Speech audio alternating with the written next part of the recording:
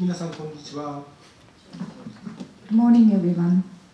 今日から4日間の国際木版画会が始まりますけれども、始まるにあたって皆さんにご挨拶申し上げたいと思います。よろしくお願いします。Now we are starting a 4-day International Mokufanga Conference. I'd like to give my speech. この度、新型コロナウイルス感染拡大の世界的な影響で、1年延期となった国際木版画会議を日本の文化の発祥地、奈良で開催することになりました。I'm pleased to open the fourth International Mokuhanga Conference, which is postponed for 1 year due to the worldwide pandemic, here in Nara, the birthplace of Japanese culture. この2年近くの時間を多くのアーティストの皆さんも辛く苦しい日々を過ごしてきたのではないかと思います。I guess that many artists have had hard and painful days over the last 2 years. 国際木版画会議の実施も世界中の国々の感染状況の影響を受け、また日本国内の社会情勢変化に伴い、たびたび計画変更を重ねました。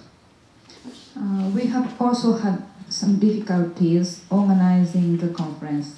As we observed the pandemic situation around the world, we were obliged to frequently change our plans in accordance with the social situation related to the spread of COVID-19 in Japan. 海外との交流が制限され、海外のアーティストの入国が難しい状況が改善しないため、オンライン開催を模索することとなりました。We began to explore the possibility of holding the conference online, since traveling to Japan from overseas were restricted and the situation didn't appear to be improving. オンラインで論旨を発表する実施にあたり、時差の調整や発表の事前録画、使用する会議システムの選択などの技術的な課題を解決せねばなりませんでした。In order to be able to hold paper presentation sessions online, we had to address technical issues such as adjusting the time differences, pre-recording the presentations, and selecting a conference system to use. ウェブサイトもオンライン参加に満足してもらえるよう、コンテンツを一層充実させることに努めました。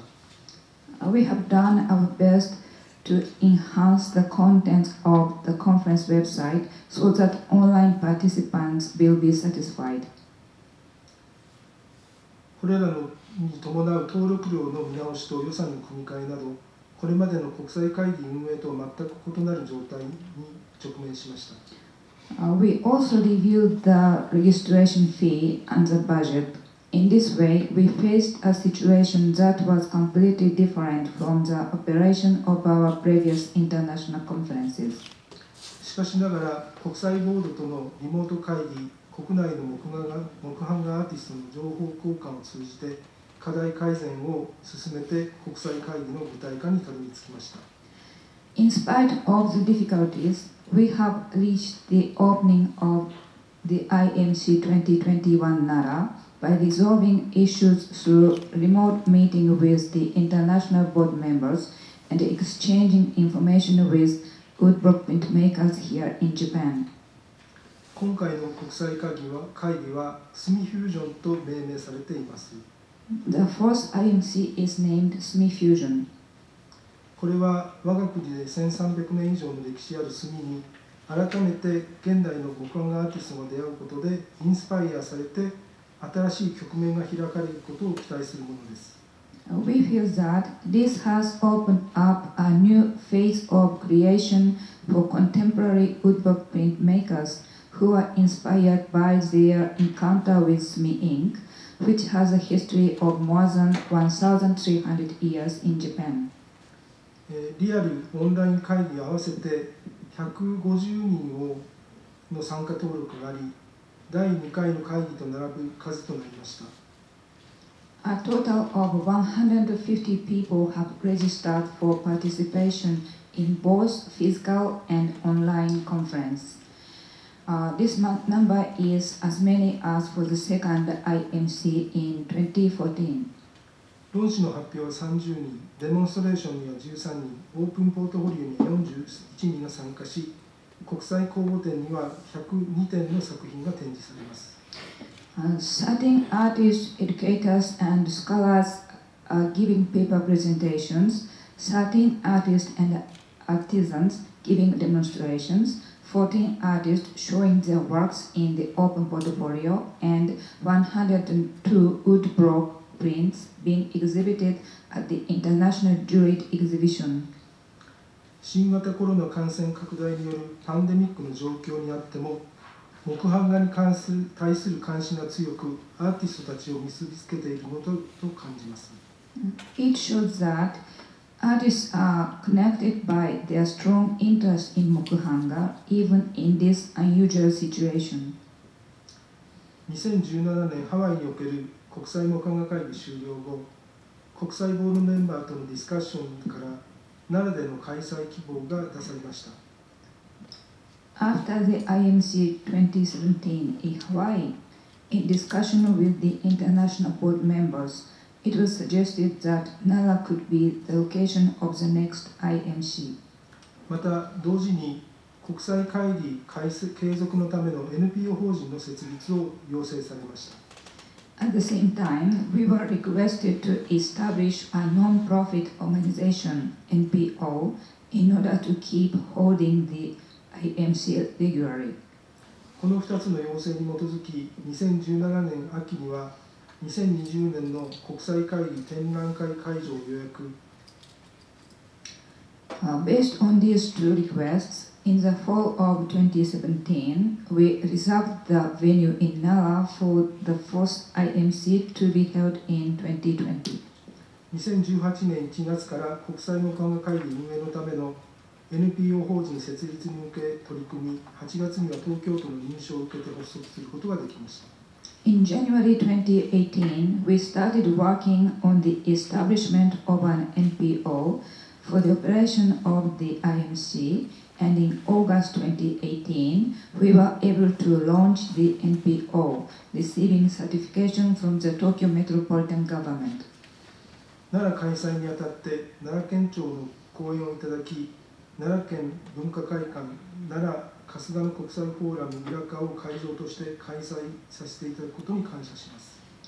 I would like to thank the Nara Prefectural Government for its support so that we can use the Nara Prefectural Cultural Center and the Nara Kasugano International Forum for IMC 2021. 奈良は奈良の墨の古くからの産地で奈良墨と呼ばれています。Nara is famous for the production of sumi ink, and the sumi ink from Nara is widely called Narazumi. 奈良墨の老舗小梅園Boku-Undoの協力をいただき、工場の見学や握り墨の体験をさせていただくことになりました。With the cooperation of the long-established sumi makers Kobayen and Boku-Undo, we will have tours to the sumi factory and museum, and participate in a workshop to make nigirizumi, sumi which can be gripped and squeezed in the hand. 国際会議開催にあたって企業メセナ協議会公益財団法人関西大阪21世紀協会公益財団法人吉野石膏美術振興財団から助成金をいただき大変感謝しています。I would like to express our gratitude to the Osaka 21st Century Associations, the Yoshino Gets Art Foundation, and the Association for Corporate Support of the Art, Kigyo Mecenant Kyogikai KMK, for the grants to hold the international conference. また今回オンライン開催になったことで道具材料の展示販売会の開催ができず大変残念ですが、株式会社Boku-Undo様、株式会社小梅園様、小津橋様、有限会社日高橋様、越前うだつの工芸館様、道浜の工業株式会社様、アイボリー画材株式会社様の7社から協賛をいただき感謝いたします。In addition, I would like to express our gratitude to Boku-Undo Co. Limited, Kozu Shoten Co. Limited, 日高橋Co Limited, Kobayen Ink Stick Nara, Udat's Craft Center, Ichizen, Michihamono Industrial Co Limited, and Hubei Art Materials Inc. for their sponsorship. 泡紙ファクトリー、ブロックペーパープリント、コンソレーションスタジオ、マクレーンプリントメイキングサプライズ、サザンバーモントアートセンター、ワシアーツミーラボの各社からもさまざまな形で協賛をいただきましたことを感謝申し上げます。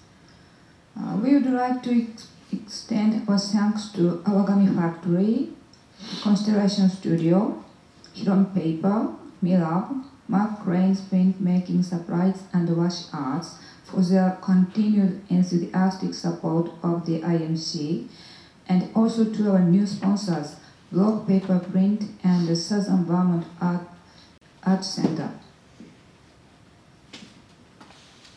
Although it is very disappointing that we can't hold the product showcase this time, because most of the artists will participate online, we look forward to continuing to connect with our sponsors online.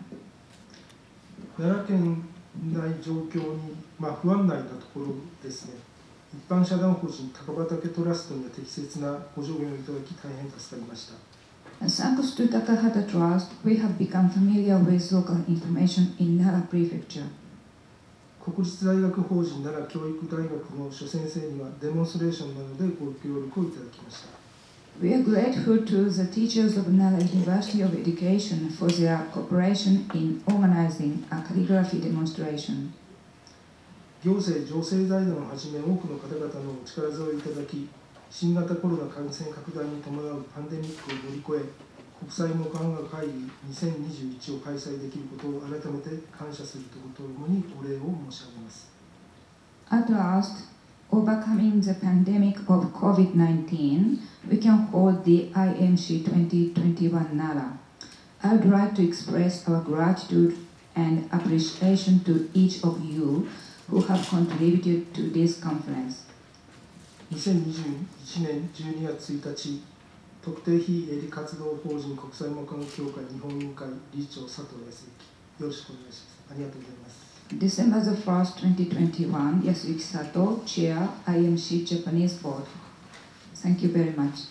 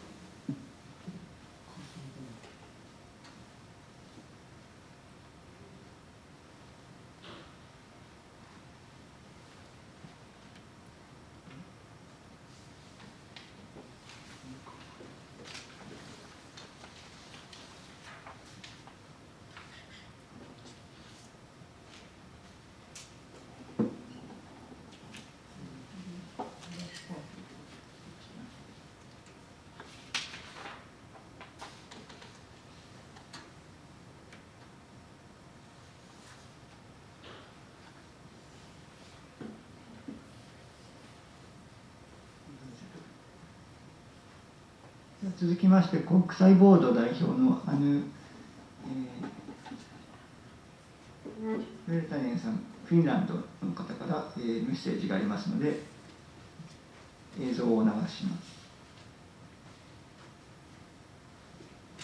Dear audience, you are warmly welcome to the 4th International Mokuhan Conference, Sunfush 2021. We highly appreciate that you were able to find your way to the conference from different parts of the globe. Let's be glad that we can finally get together, even if we are not gathering under one roof in Nara. Of course, now many of us are staying at home or in the home studios or institutions, participating online.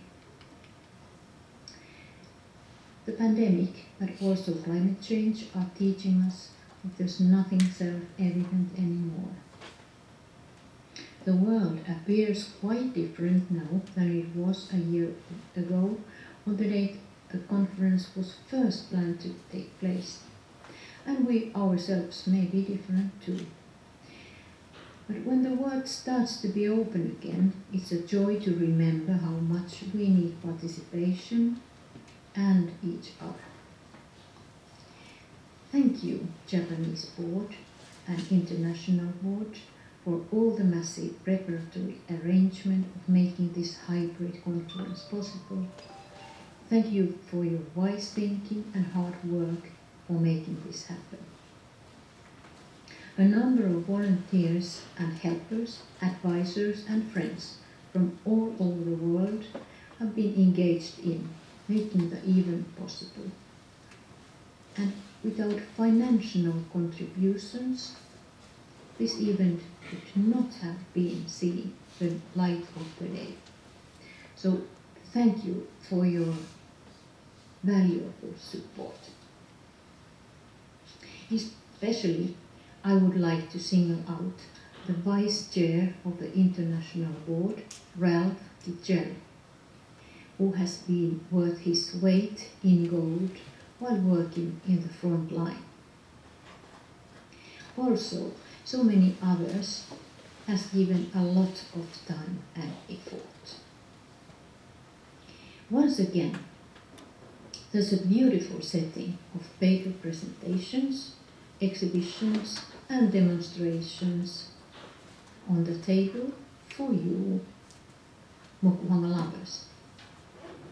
The conference program includes a wide range of stimulating and thought-provoking topics from historical prints to contemporary expression, educational and research reports, making and exploring, everything in connection to Sumi. Thank you for making it here today. Let's enjoy the abundance of the conference offerings and being able to gather and meet, even if, for most of us, only virtually. Warmly welcome.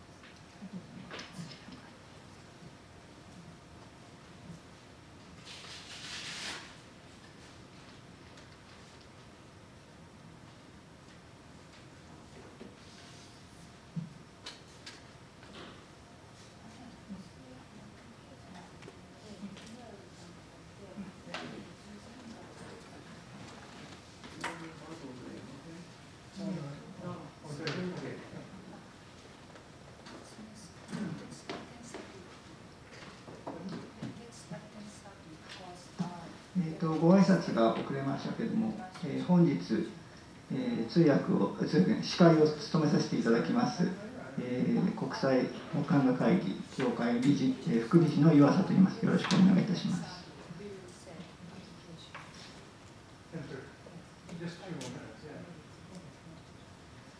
本日2つの基調講演を、していただくんですけれども、まず最初にヘンリー・スミスさん、スミス2世さんに行っていただくんですけれども、スミスさんの、基調講演が英語で行われるため、日本人の方に、同時通訳を、スマホの、アプリケーションを通して、聞いていただくということになっております。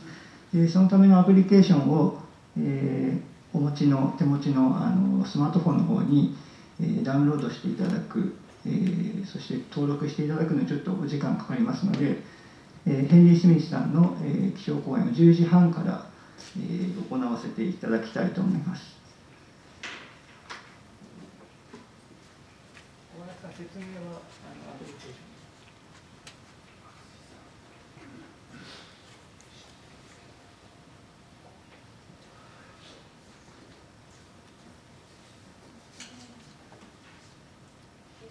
それでは昨日ご連絡しましたライブボイスというアプリケーションをダウンロードされている方は後ろのホワイトボードのところにお集まりください。今入るためのコードをお渡ししてちょっとテストをしてみたいと思います。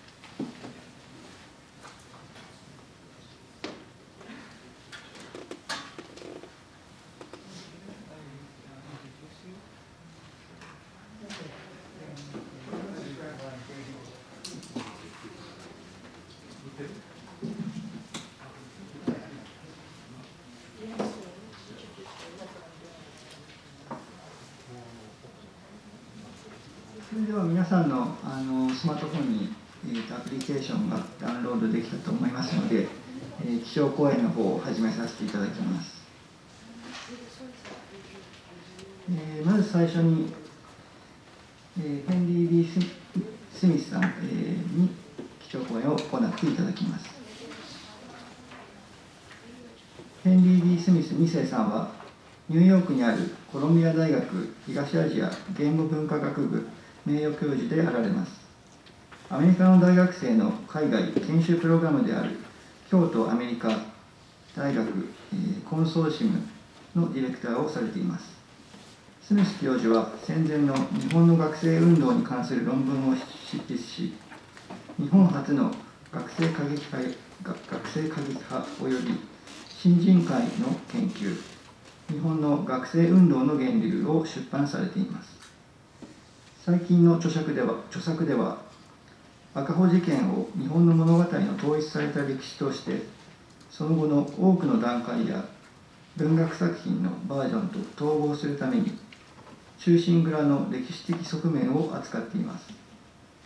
最近、京都市の近代史と京都がいかにして現代日本の伝統の意味の継続的な再解釈の焦点となったかについて研究に目を向け始めています。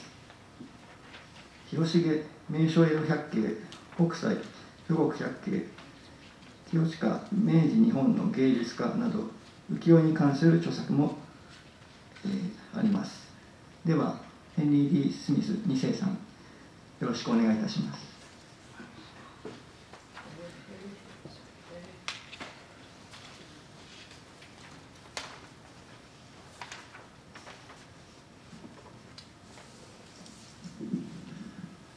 皆さんおはようございます。This talk was arranged almost 2 years ago, and I've been working on it for 2 years, so I've learned so much. And I'm trying to compress it today into something shorter.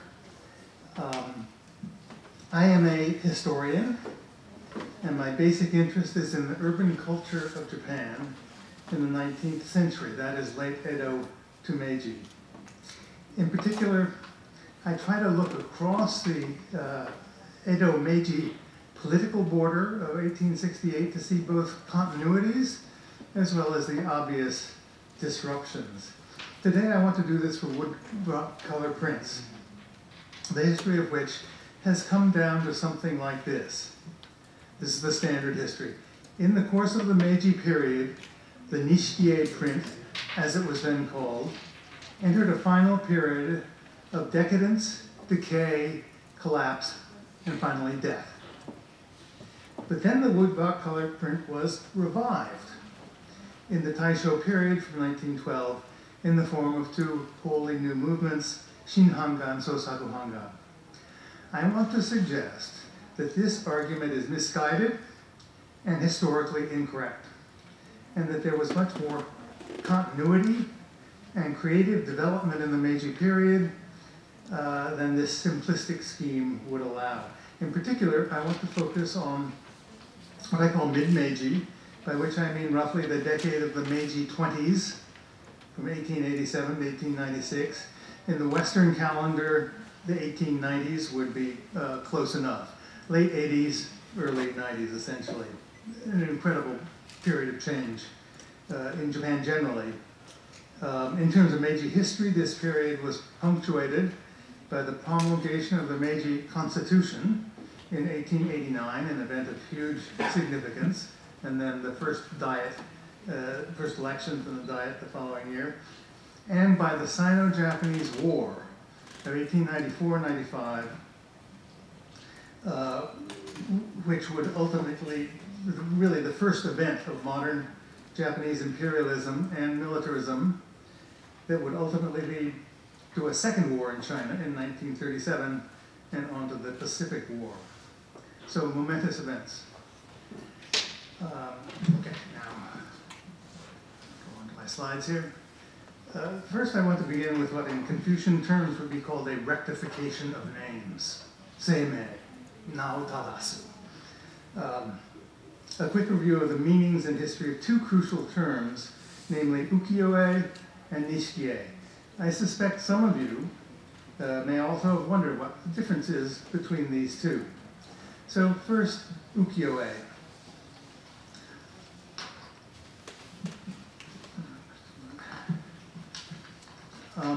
This word, I'm just reading from the screen that you see here, this word came into use from the 1680s when ukiyo referred primarily to the Yoshiwara brothel and the Kabuki theater.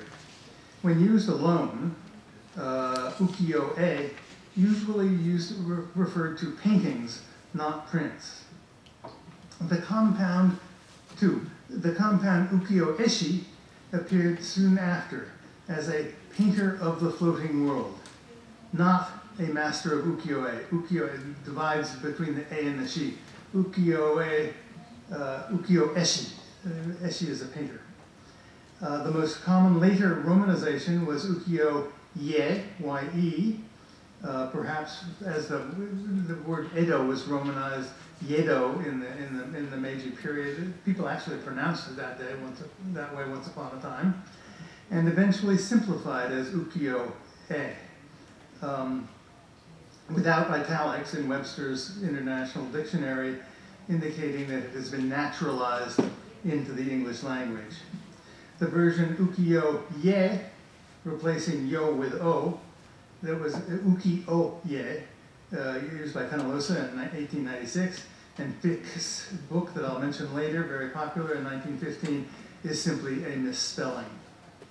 So now let's turn to Azuma Nishikie. This term was coined by the sophisticated coterie of Harunobu in 1765 to describe the new full-color technique of printing first used that year. By full color, I mean they cover the entire surface of the print, leaving a small amount of white in reserve, perhaps for text on the top for the faces of people. That had not been true before, where there was a big white background. So full means the whole surface. The prefix Azuma, east, refers to the city of Edo, indicating a pride of independence from Kyoto, where the term Nishikie seems to have been used previously to refer to it. In Japanese, in Edo, we call it oshie, a kind of bas-relief doll on a piece of wood. Hagoita sometimes are done this way, made from scraps of brocade fabric. Brocade is nishiki. So they were declaring a certain independence from the old capital. The Azuma prefix was eventually dropped in common usage, and Nishikie remained the standard term for large oban, the standard large-size prints made in Edo, Tokyo, often in a triptych format, 3 sheets, on Matsui, until the end of the Meiji period.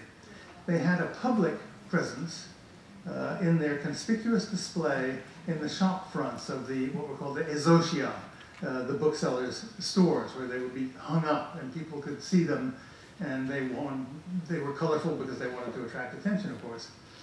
Finally, the term nishikie was never used for prints in Kyoto or Osaka, nor for books printed in color, which were a rich legacy, or for many other homely uses of the color woodblock technique, which I will be mentioning some shortly.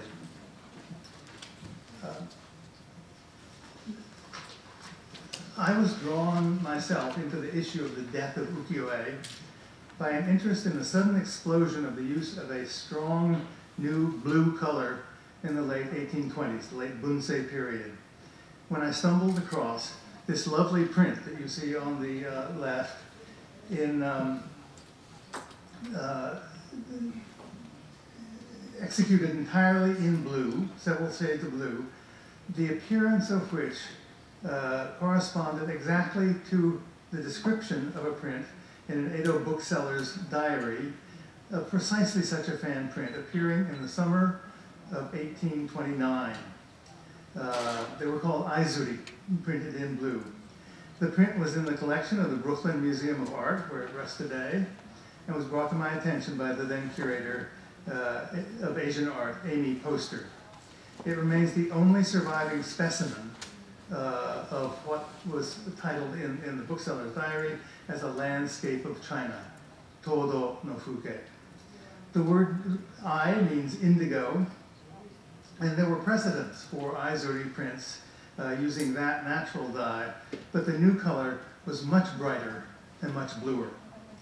It was Prussian blue, known in Japanese by the Dutch term Berlin blue, shortened in Japanese to Bero.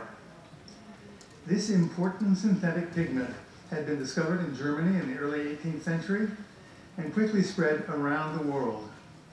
It was known in Japan from the 1760s, with a key reference to it in a work of Hiraga Gennai, a man of many talents and interests, who incidentally may have been responsible for coining the term Azuma Nishikie for the new technique of full surface color printing by Harunobu and his friends. Looking into the matter, I uncovered important research by a Japanese scholar about trade records for imported medicines and pigments. Medicines and pigments were always the same business, really, in all traditional parts of the world. And the same substances were used both as medicines and colorants.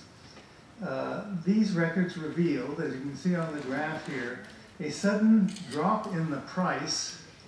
Well, this is just the amount of the imports. Anyway, there was a sudden drop in the price and increase in the volume of Prussian blue pigment imported from China, in contrast to the high prices and diminishing volume brought in by the Dutch ships from Europe at Nagasaki. Even before this statistical evidence, a Japanese art historian had proposed that the Chinese may have managed to manufacture Prussian blue on their own barrel. I was initially doubtful, and particularly in the first version of my article in Japanese, I said so, but the hypothesis was subsequently proved correct when British international trade reports revealed the existence of a Chinese barrel Prussian blue factory in Canton, near the North Gate. More recently, and you see it on the screen here, I found evidence that such a factory was constructed precisely in the year 1822. This is the smoking gun of the construction, a tiny notice in a British trade journal in India. I am grateful to Google for finding it for me. You know, the world of our research today. Oh, okay, yeah. It's a humble example of the myriad ways in which the internet has utterly transformed historical research as well as all other research in the last 25 years. The Asen Pan print led directly to the first prints in Hokusai's 36 views of Mount Fuji beginning in late 1829. These were all executed with the key block outline in indigo and the color blocks in different shades of beryl. From this point on, Prussian blue has remained the dominant blue in all Japanese color wood blocks and remains, I'm pretty sure, the preference today for mokuhanga printers throughout the world. The same general outlines, this is not the slide I wanted.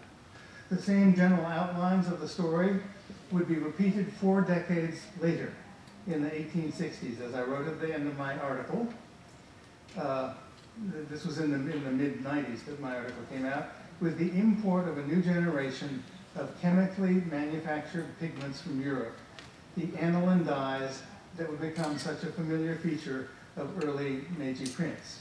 We now know this is not true, but that's what I believed and everyone else did then. Now, however, the colors were different. Rather than the strong blue and green enabled by Berlin blue, the principal hues were purple and red. Although the details of this new chapter in the history of color and culture in popular prints remain to be investigated, again, I was talking 20 years ago, more than that, 30 years ago, remain to be investigated, a similar change in popular consciousness seems clearly to have been at work, with aniline purple and red serving effectively to express the assertive new regime of civilization and enlightenment. With the Meiji Restoration, red became the modal color of another era with other priorities. Where late Edo blue was the color of expanding space, I wrote, Meiji red was to become the color of accelerated time. I still think that's pretty much the case.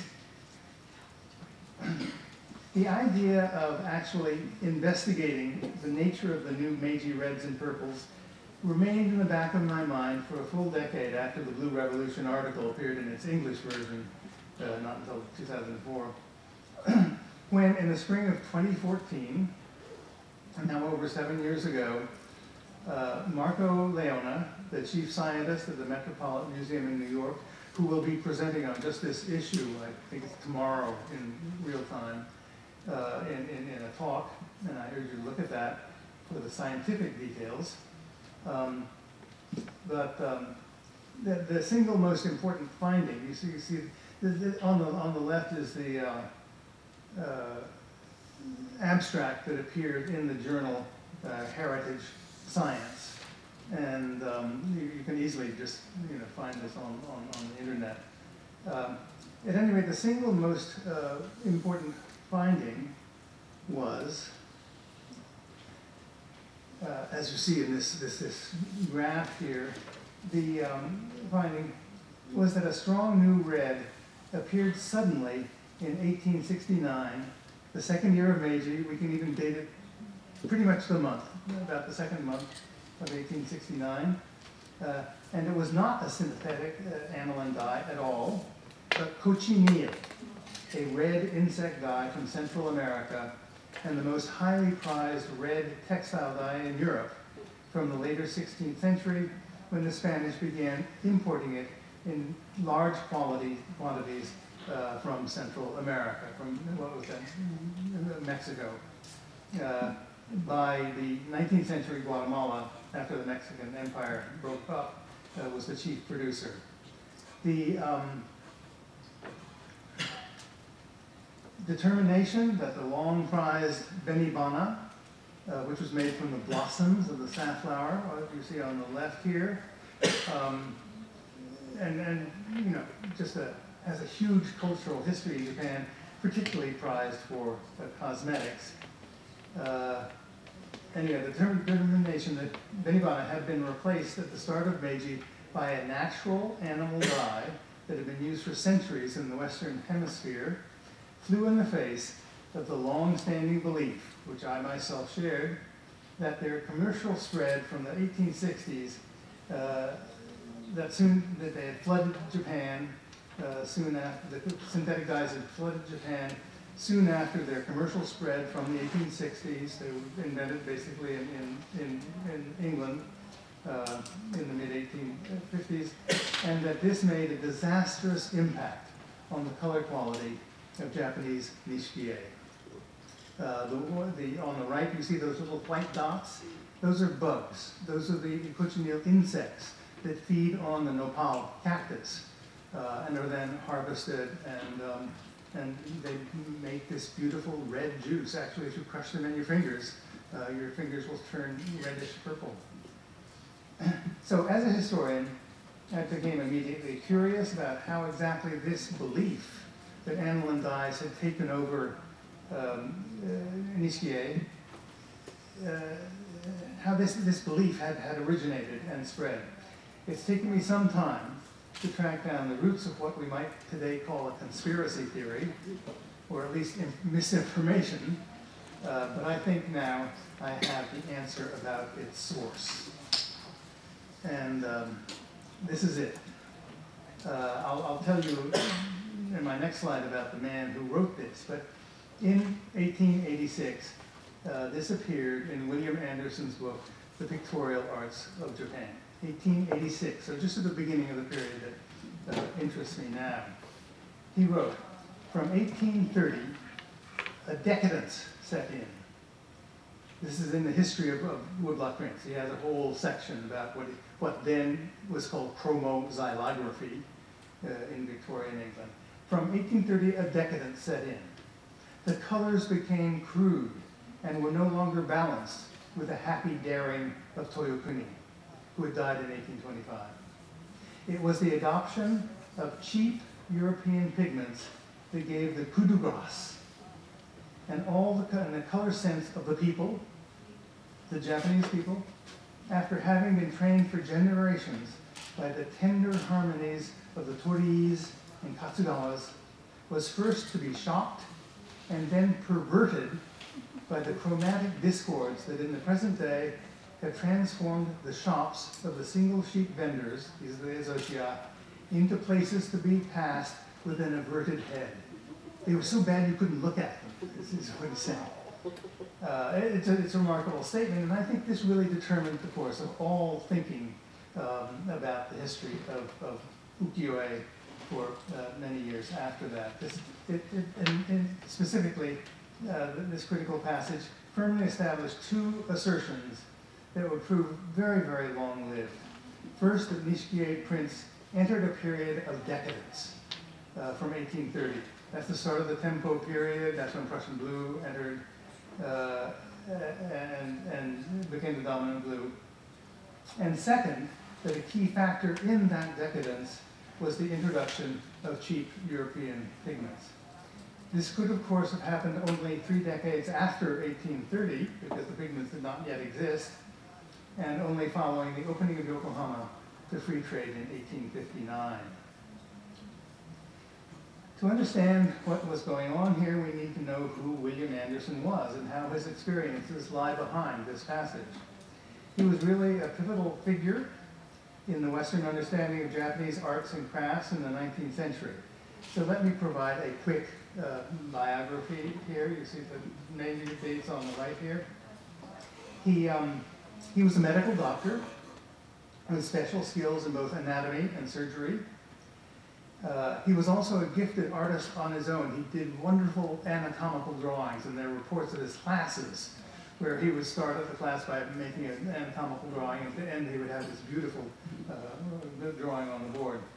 He was already well into his career as a surgeon when he was chosen to travel to Japan to teach in a new school attached to the Imperial Naval Hospital in Tokyo. He arrived in 1873 and taught the first cohort of 11 students in English with an interpreter. He himself had a I mentioned he had a long-standing interest in drawings, and naturally began to take an interest in Japanese art, which he saw all around him.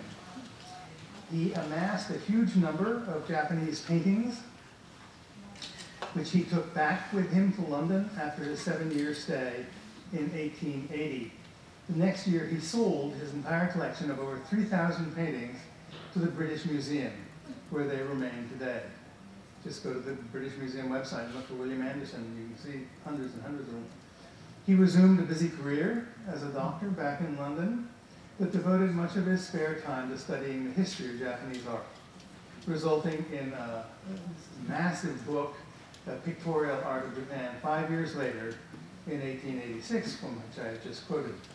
He died in London in 1900 at the age of 58, having never returned to Japan again. So looking at the timing, when Anderson wrote in 1886 about passing the shops of single sheet vendors which so offended his eyes, he can only have been referring to the 1870s when he was actually in Tokyo, living in Japan. As it happens, the prints he likely saw then were of the sort that might have been particularly shocking to him. Some of these were, this is one of many, many triptychs, there are about 300 of them were produced, triptychs of the Satsuma Rebellion, illustrating the Satsuma Rebellion. They were sort of like newspapers at the time, even though they were generally inaccurate. And they were very violent and very red, as you can see. The red, we now know, is cochineal, not some offensive European dye. And when we zoom in on this detail here, remember that Anderson was a surgeon who tried to heal wounds. We can well imagine he might have been upset at prints of this sort. Prints like this represent a streak of tabloid journalism that runs throughout the Meiji period. we now know that red was not a cheap European pigment, but rather high-class carmine. But this does not mitigate the use to which it was put here. We should also note that the war in Kyushu directly affected Anderson, since he was required by the government to travel to Kumamoto with his medical students, his class of 11, to attend to the wounded, obliging them to postpone their graduation for a full year. Anderson's time in Japan also corresponded exactly to the era of the so-called Shimbun Nishikie, newspaper Nishikie, from 1874 to 1876, that illustrated sensational stories from the newspapers in single-sheet prints like this one. Note that this is also a very good example of the early use of the single most conspicuously new synthetic dye in the purple border around it. This is a bright purple known as methyl violet. It is an aniline dye, the only one that really qualifies for that name in common use, and seen here in the wide border. So, by a striking coincidence, Anderson was in Japan precisely when rather shocking and strongly colored, truly bloody prints were very visible in the single sheet vendors he mentions. Let me return to Anderson's basic assertion that in 1886, made in 1886, that from 1830, so that was about half a century earlier, a decadence set in. This declaration would become the basis of all Western accounts of the history of what were now coming to be known as ukiyo-e. Unlike Japan, where single sheet prints on public display were always called nishikie, never ukiyo-e. Over the next 3 decades, a variety of Western language books about the general history of what were now coming to be called ukiyo-e were published. Here I show only the most general and influential works in English. A very important article by Fenellosa for an exhibition held in England and then in Japan in 1996. Then Lawrence Binyon, a very gifted, famous poet who also took an interest in ukiyo-e in 1912. Wait a minute. Binyon was, I'm losing my track here. Paintings in the Forest, yeah, that's Binyon. A very famous poet. Read the Wikipedia article. And then Gukin, who was a curator, he was in charge of a collection at the University of Chicago, at the Chicago Institute of Fine Arts. And finally, thick chats on Japanese prints, which was by far the most widely read history of ukiyo-e. Despite some variations in the specific dates when the decadence began, all of these books have reveal a common conception of the shape of the history of ukiyo-e, forcing it inevitably into a fundamentally European conception of any given particular art form as having a life cycle. The one preferred by Gukin in 1912 was that of an English scholar of Renaissance art who proposed that all art forms went through stages corresponding to the embryonic, the adolescent, the matured, the decadent, and the exhausted. I'm in the exhausted stage right now. In European art, the embryonic and adolescent came to be known as the primitive works, a term assigned then to early stage of all ukiyo-e from Moronobu to Harunobu. Then came Japan's classical stage of the matured to what came to be called, and I can't find out who began this, but now very widely it's called the Golden Age of ukiyo-e. From Harunobu to, well, the end date is debated, but it ranged from 1793 when Kiyonaga published his last full-size prints at the earliest, to Anderson's first choice of 1830 at the latest. After this, all was consigned to decadence, a term that passed into the standard term in Japanese as well. Hai-tai or tai-hai, it's called for late nishikie. So this was the standard pattern already sent in motion by Anderson of the history of the color woodblock print that's passing through a primitive period until Harunobu and the invention of Azuma Nishiki, then a golden age corresponding to the classical perfection of the High Renaissance, and after that all was decadence, which in Europe would correspond to the Baroque and Rococo periods. In effect, Anderson had poisoned the well of the accepted history of the Japanese color woodblock print, a consensus that would reign dominant for almost a century.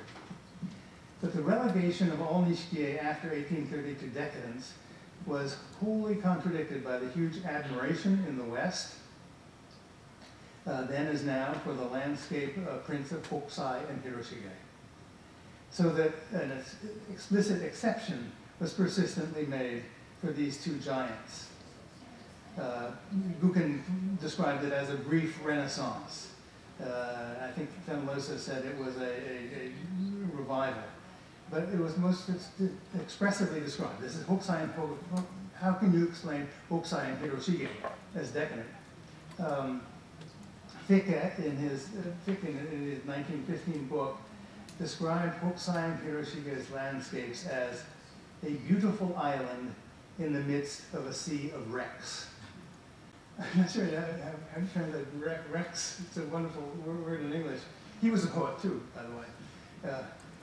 And wrote that these two artists, H and H, I always abbreviate them to myself, must be registered as a new shoot sent up by the roots of a tree whose main trunk had already fallen into irreparable decay. There's all these D words, degradation, decay, death. So, on to James Michener. The left is Michener as he appeared in around 1952 when he wrote his book, The Floating World, about the Japanese woodblock print. And on the right, in his avuncular old age, which is much more familiar, he looks a little shrewd and cunning on the left, which is what I feel when I read what he wrote about the prints. This is the first edition that you see on the left. And as you can see the fine print on the bottom, he says, an account of the life and death of an art. This idea of the death of Ukulele is now made very explicit by this very influential book. And in that passage that he describes about the death of the art, which he deals with mainly Kunisada and Kuniyoshi, both of whom he hated, and not even mentioning Meiji prints, which he'd never looked at, I think, he wrote, and this is really this rivals Anderson. When vile German aniline dyes reached Japan, all restraint disappeared, and some of the most grotesque prints ever issued flooded the shops. He is really almost quoting Anderson. I really think that's what he was looking at. It was the debasement, another D word, of a beautiful and sensitive art. No pre-aniline print is quite the complete horror that most of the post-aniline prints are. So, I have to step back now and the period I'm talking about in mid-Meiji, when the word ukiyo-ye, as it was generally romanized, and never, as I mentioned before, never used to describe contemporary Nishikie of late Edo or Meiji, took on a new life in its romanized form. Again, typically with the hyphen ye at the end, by dealers who had discovered a growing and very profitable market in older prints, those leading up to and including the Golden Age, plus of course, Hokusai and Hiroshige. Such prints left Japan for both Europe and America in huge numbers, selling at ever higher prices throughout the 1890s and right on into the 1920s. Competition for these old and increasingly rare prints was acute. The prices were phenomenal. I mean, there were hundreds of dollars in the 1890s, which means thousands, even tens of thousands of dollars now. In Japan, such older prints were known as konishikie. Sounds like a sumo wrestler, but no, konishikie means old nishikie, or just koe, old pictures. That is antique prints, basically, prints over 100 years old. In contrast with the contemporary nishikie of the Bakumatsu and Meiji period, none of which were of any interest to any foreign collector. They were too cheap. In other words, the historical scheme begun by William Anderson in 1886, condemning all prints after 1830 except for Hokusai and Terashiga as decadent, became so widely accepted that there was simply no market for Bakumatsu Meiji prints, seen as being destroyed by imported synthetic colors from the West. It was not really until the 1980s, I got the wrong slide here, wait a minute. Well, disregard the image on the left, on the, no, okay, here we go. Here we go. It was not really until the 1980s, some 3 decades after Michener's Floating World, that there began to emerge among Japanese and American scholars alike of Japanese color prints, a far more positive evaluation of Meiji artists. Above all, Yoshitoshi, here on the left is the title page of Roger Keyes, who died just a year ago. It was his dissertation, it was a PhD dissertation that he wrote, an account of the Yoshitoshi collection in the Philadelphia Museum of Art. And it is a masterpiece, easily available on the internet, never published as a proper book. And on the right then, Julia Meach's very important work of, I'm trying to think, around 1986, The World of the Meiji Print.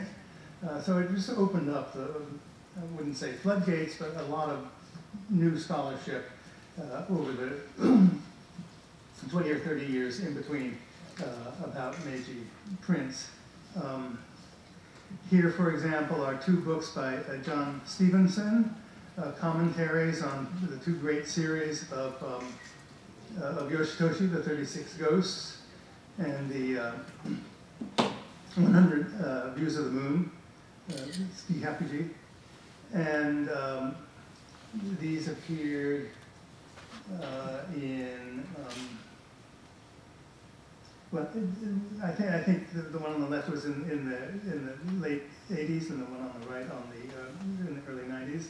And then there are all these string of fairly recent books. You see the dates at the bottom here. On the left, Bruce Coates. Most of these were exhibitions, so the exhibition catalogs, but very important research. On Chikanobu by Bruce Coates in 2006. The remaining 3 are all by Amy Regal Newland, who's been a one-man factory of producing these books. And they're all published by the same publisher, Hote, now part of Brill, in Leiden under the skillful direction of Chris Uhlenbeck.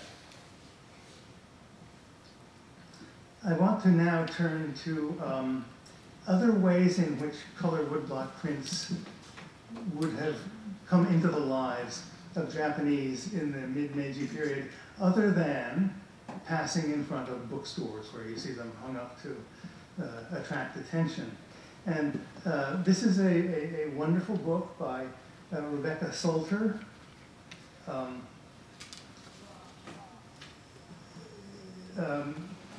In which she describes woodblock printed items on paper, generally in much smaller sizes, and intended for a wide range of both practical and devotional uses.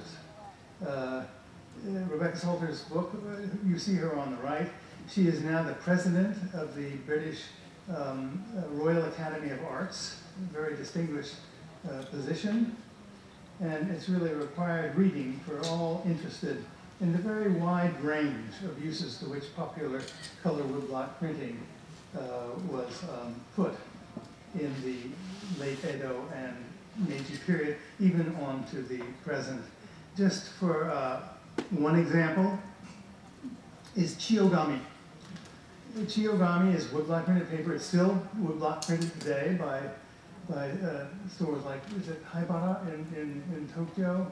And I think there's a couple of places in Kyoto as well that still use woodblock printing to produce chiogami, used for wrapping things, basically, or decoration.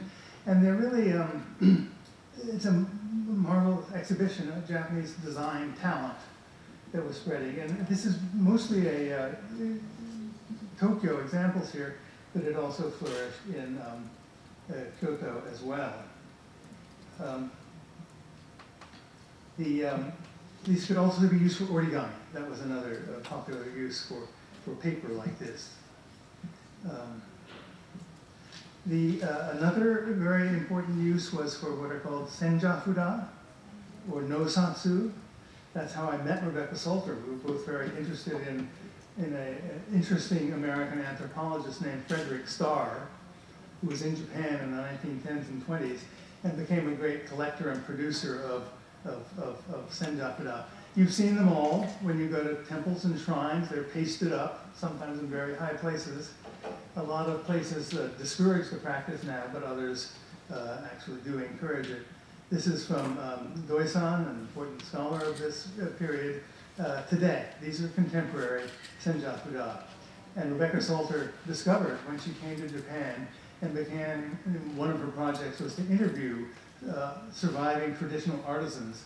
She found that one important way they were still making a living was to make custom-made senjafuda for the collectors, who would then go around and paste them, sometimes in groups. There were these nosatsu kai groups, particularly active in the Taisho period. So these are just ways in which she writes about many other things, kinds of wrapping, certain kind of prints.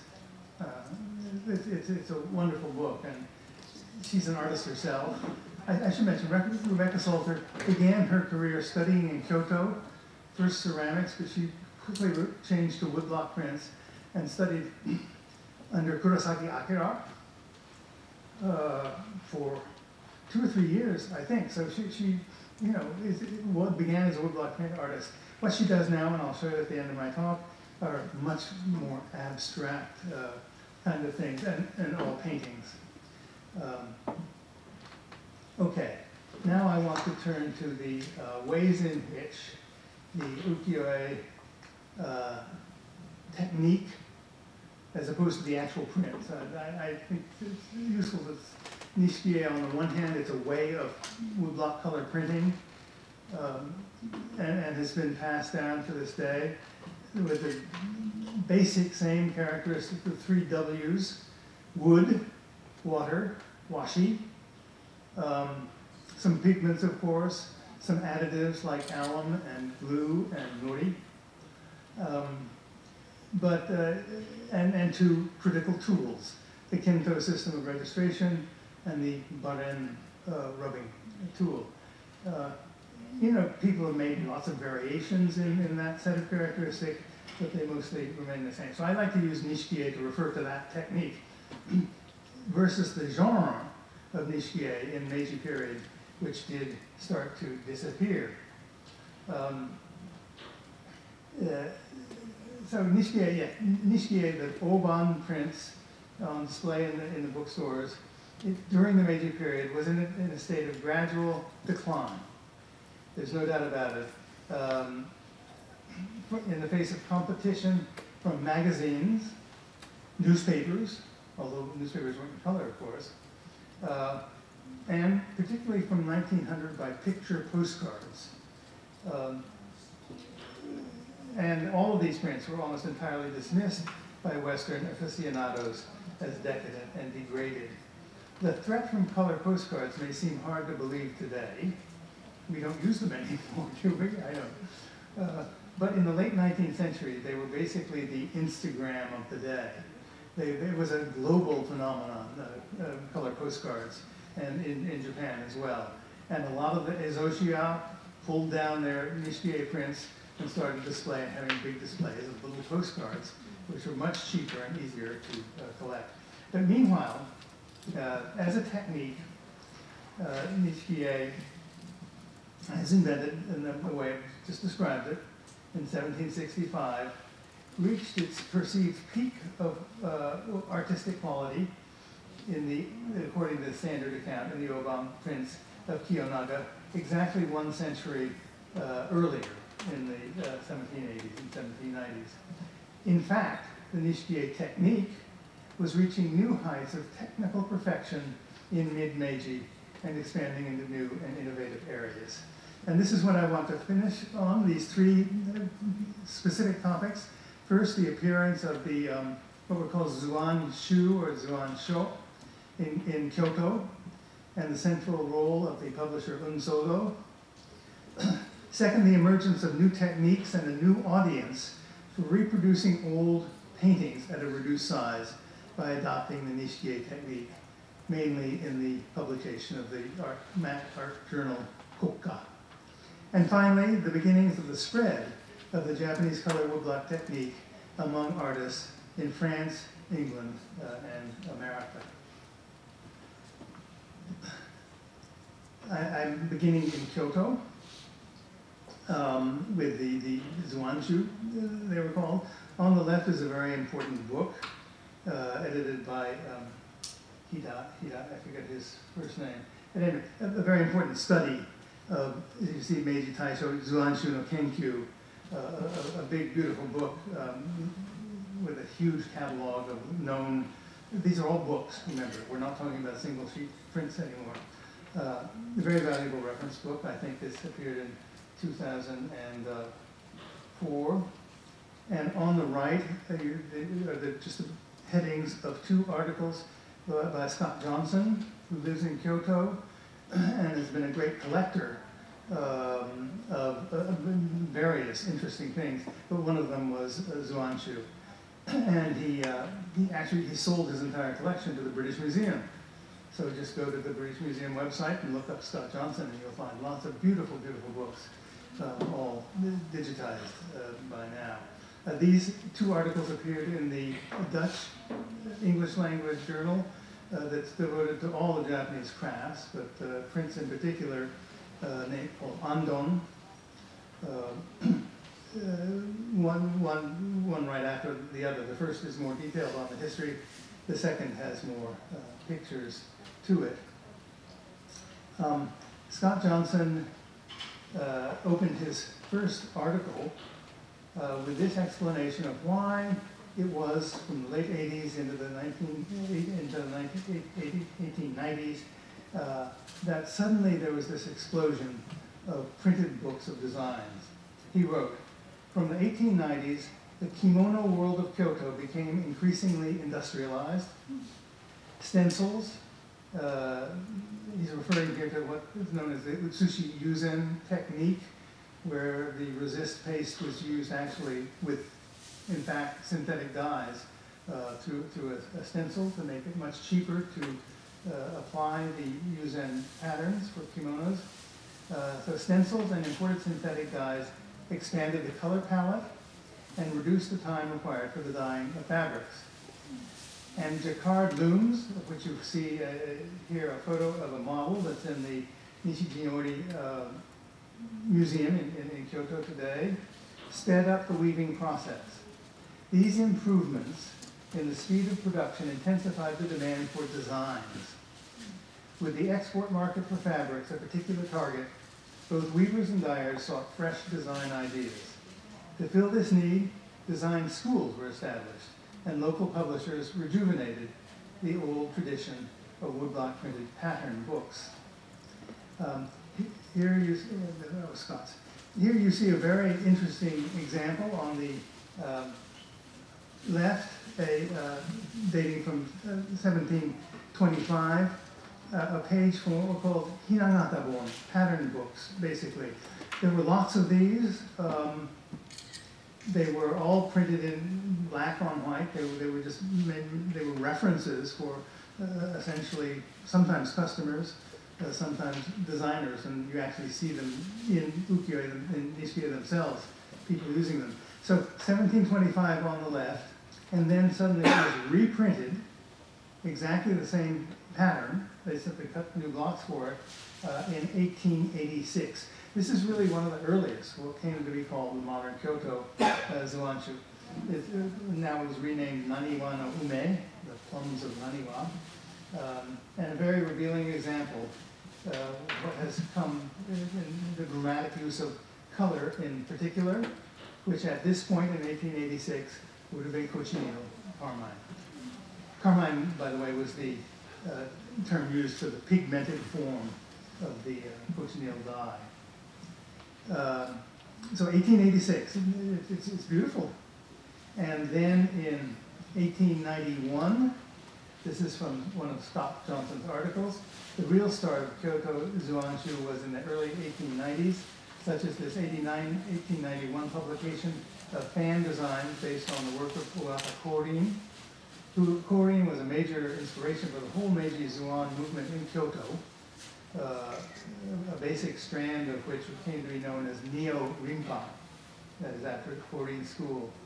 The publisher in this case was Tanaka Jihei of Boku-Undo, an early leader in Zuan publications. In the same year of 1891, it was in the same year as the previous print of 1891 that Yamada Naosaburo, who had apprenticed under Tanaka Jihei, founded his own firm, Unsodo. It was the next year, as you see on the screen here, that he published the 2-volume work Koge Shinzu, New Craft Design, with elaborate and innovative designs. Just a few examples here. I think you can go to the copy in the British Museum and see them. They're absolutely gorgeous. These are book size, they're not big book size. There's note, and let me also mention that if you go to Unsodo today, I'm going to say a little bit more about Unsodo now. You can buy this book entitled Gijutsukai, which was a journal that Unsodo put out from, I think, around 1896 until 1903 or so, a regular journal. And this is a collection of some of the designs, if you just want to look through the kind of designs that were being made. Here you see the appearance of Unsodo on the upper left as it looked in 1929, and below its storefront today. It's on Teramachi, just south of Nijo. Yeah. Anyway, so Unsodo has been around for 130 years now, and it's amazing history. So this is the showroom here on the right, where they sell a variety of art books, including a number of reprints of works using the original blocks. They continued woodblock printing for decades, into the 1930s at least, and they've reprinted many works since then using the same blocks. So they stored all the blocks, and the most remarkable achievement of Unsodo of all is its storehouse. It's called a Hangigura, which is right in back of the main store. Here you see Hayamitsu Teruko, who's been a huge help to me, and now, unfortunately, Yoshii-san died a few years ago. She knows no more about the history of Unsodo than anyone else. So she's been a full-time employee there for about 40 years, since the early 90s. I recently asked her how many blocks were stored on the two-story building, just crammed with all these packages wrapped in old newspapers. So if you look at the data in the newspaper, you can tell when they were last used or opened up. So I asked her how many blocks were stored on these 2 floors. And she said no inventory had ever been made, and no one has any idea how many blocks there are. She said that when asked, she suggests a guess of about Juman, 100,000 blocks. I think that's probably an exaggeration, but really no one does know. And you feel like that when you see all these wooden blocks crammed into that storehouse. At any rate, I would personally rate the Hangigura of Unsodo as a national treasure, or at least an important cultural property, Juyo Bunkarai. I worry, if it were ever to burn down, there'd be a tragedy. If any of you would like to see it, I'm sure Hayami-san will be delighted to show you. It is that wood. So for any woodblock printmaker, it's a phenomenon. Really, I've visited it a number of times. And Hayami-san has pulled out some of the blocks so I can study the actual blocks that were carved in the Meiji period. There's nothing like seeing the real thing. I now move back to Tokyo and to another set of important developments in color woodblock printing in this critical period in the late 80s and into the 1890s, namely the sudden increase in the use of woodblock printing to reproduce older works of various different kinds. On the one hand, the soaring demand among collectors for genuine prints of the Golden Age, plus Hiroshige and Hokusai, naturally invited woodblock printmakers to produce copies of prints in high demand. Reproducing a Nishiki print is an extremely simple matter, as you can all imagine, since the necessary steps are built into the technique itself. A key block can be replicated with a high degree of accuracy by sacrificing an existing specimen and using it as the hanshtai, as the block-ready print, for a new edition. It's called kabushiguri. Since all prints in their nature are, after all, reproduction, this is its tricky waters here. The key question is whether the intention of making these facsimiles was to deceive, or forgeries basically, or wholly non-deceptive reproductions that openly declared their nature. At any rate, they flooded the market. This kind of reproduction not only exists today, but it has been a major way to keep the craft of woodblock printing and carving and printing alive and commercially viable. I show you here the website of Adachi Hanga in Tokyo, the oldest surviving such enterprise, and apparently doing very well today, training new craftsmen. And so, working to keep the old craft tradition alive. But also from the 1880s, there emerged a wholly new demand for the use of the technique of color woodblock to replicate not old prints, but old paintings. And since many traditional paintings were in formats larger than the oban size, of course, this meant reducing the size by some reliable method, and that method was photography. The most influential technique that was developed for this task appeared in the journal Kokka. You see a cover on the left, which the first issue was published at the end of 1889, I think in November of 1889, as a monthly magazine that continues to this day as the most prestigious, I think it's fair to say, of all the many now journals of Japanese art history.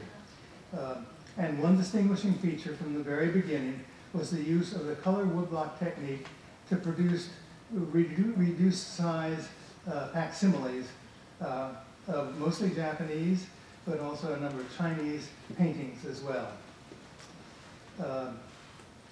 On the right, you see a wonderful photo of the Kokka workshop in the late Meiji period, where they have a lot of people. I counted about 15 people here hard at work on this task. Every issue of Kokka on into at least into the 1910s had generally 2 of these reproductions, and they were really very beautiful. And you can pick them up actually in Kanda or other places as well.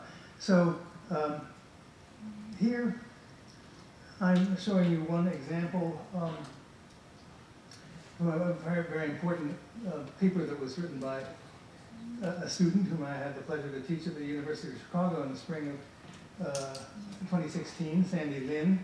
And let me just quickly take you through the way they did this. On the left, you have an actual photograph of the Jigoku Zoshi, a particular famous painting, as it survives today. Very badly damaged. On the right, you have a grayscale photo. Since I just took, clicked on grayscale on my computer to produce this. That sort of photo on the right is what was used to begin the process. It was printed in a technique known as holotype, which produces very fine detail, and was that becomes the basis for the key block. In other words, a photograph, something like that. And then they can just, trace over that or turn it over some way of the first stage. So they make a monochrome print using the Colopac process at the exact size for which they make the reproduction. You see, at this time, photography could magnify and reduce to any size. That had not been possible, 20 years earlier. So photography was very important to this. So this one of these prints would be used as the key block, different from usual key blocks, which were all executed in precise ink drawings. So to guide the carver, a second photo print was hand painted over by a person in a wholly new role known as the gakko. Gakko is another word for a painter. Gakka, eshi, means the same thing, but it wasn't used very much, and there was no such person in the traditional process of making nishikie. So this gakko essentially replaced the designer,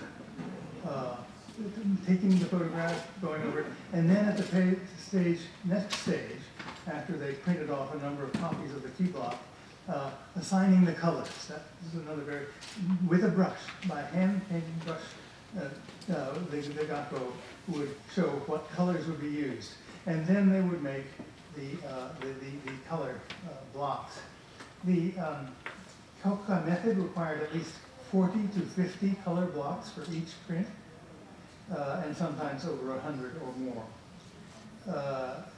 Sometimes they were just one little detail for one block, apparently. These do not survive as far as I know. At any rate, so what do we have here? It is not in any scientific sense, so this is, on the left is, on the right, this is from Sandy's wonderful article. On the right is the way it looks, I guess today, or whenever that photograph was taken. It's in the Nara National Museum. And on the left is the Kokuka reproduction. It's been tidied up. It's been restored, if you will. What is it really? No one wants to look at a photograph on the right if you can have the one on the left. For a purist, you've got to see the real thing. But for someone just appreciating the art, this is not only good enough, but wonderful. So this is really the beginning of full color art printing in Japan using woodblock. There was no other printing method that could really do this except for lithography. And lithography, I did not mention that William Anderson's book of 1886 on the pictorial arts of Japan had about 50 beautiful, exquisite lithograph reproductions of various Japanese craft objects and paintings as well, many of them from Anderson's own collection. And the Kokuka method was basically created as a way of competing with lithography. The Japanese could have used lithographs themselves. The Japanese can make anything after all. But they wanted to compete with color lithography. And that was explicit. They wanted to give jobs to the craftsmen who were now increasingly in threat of their livelihood as Nishikie themselves were being threatened. At any rate,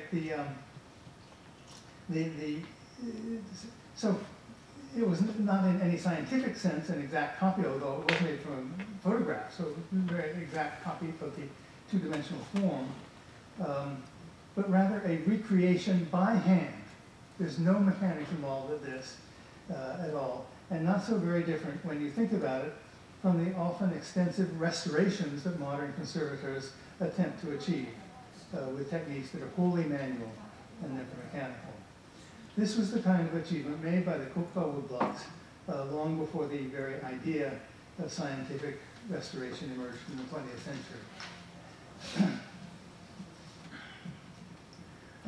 I also mentioned as a quick follow-up that the same Kokuka technique, absolutely the same technique, was used by a company named Shinbi Shoin which in 1899 began producing huge, beautiful, really huge, I mean, just to lift up one of these from the Columbia Library was a task for me, books of reproductions, woodblock reproductions, the same method of famous historical paintings in multi-volume series. The first was Shinbi Taikan, all Japanese art.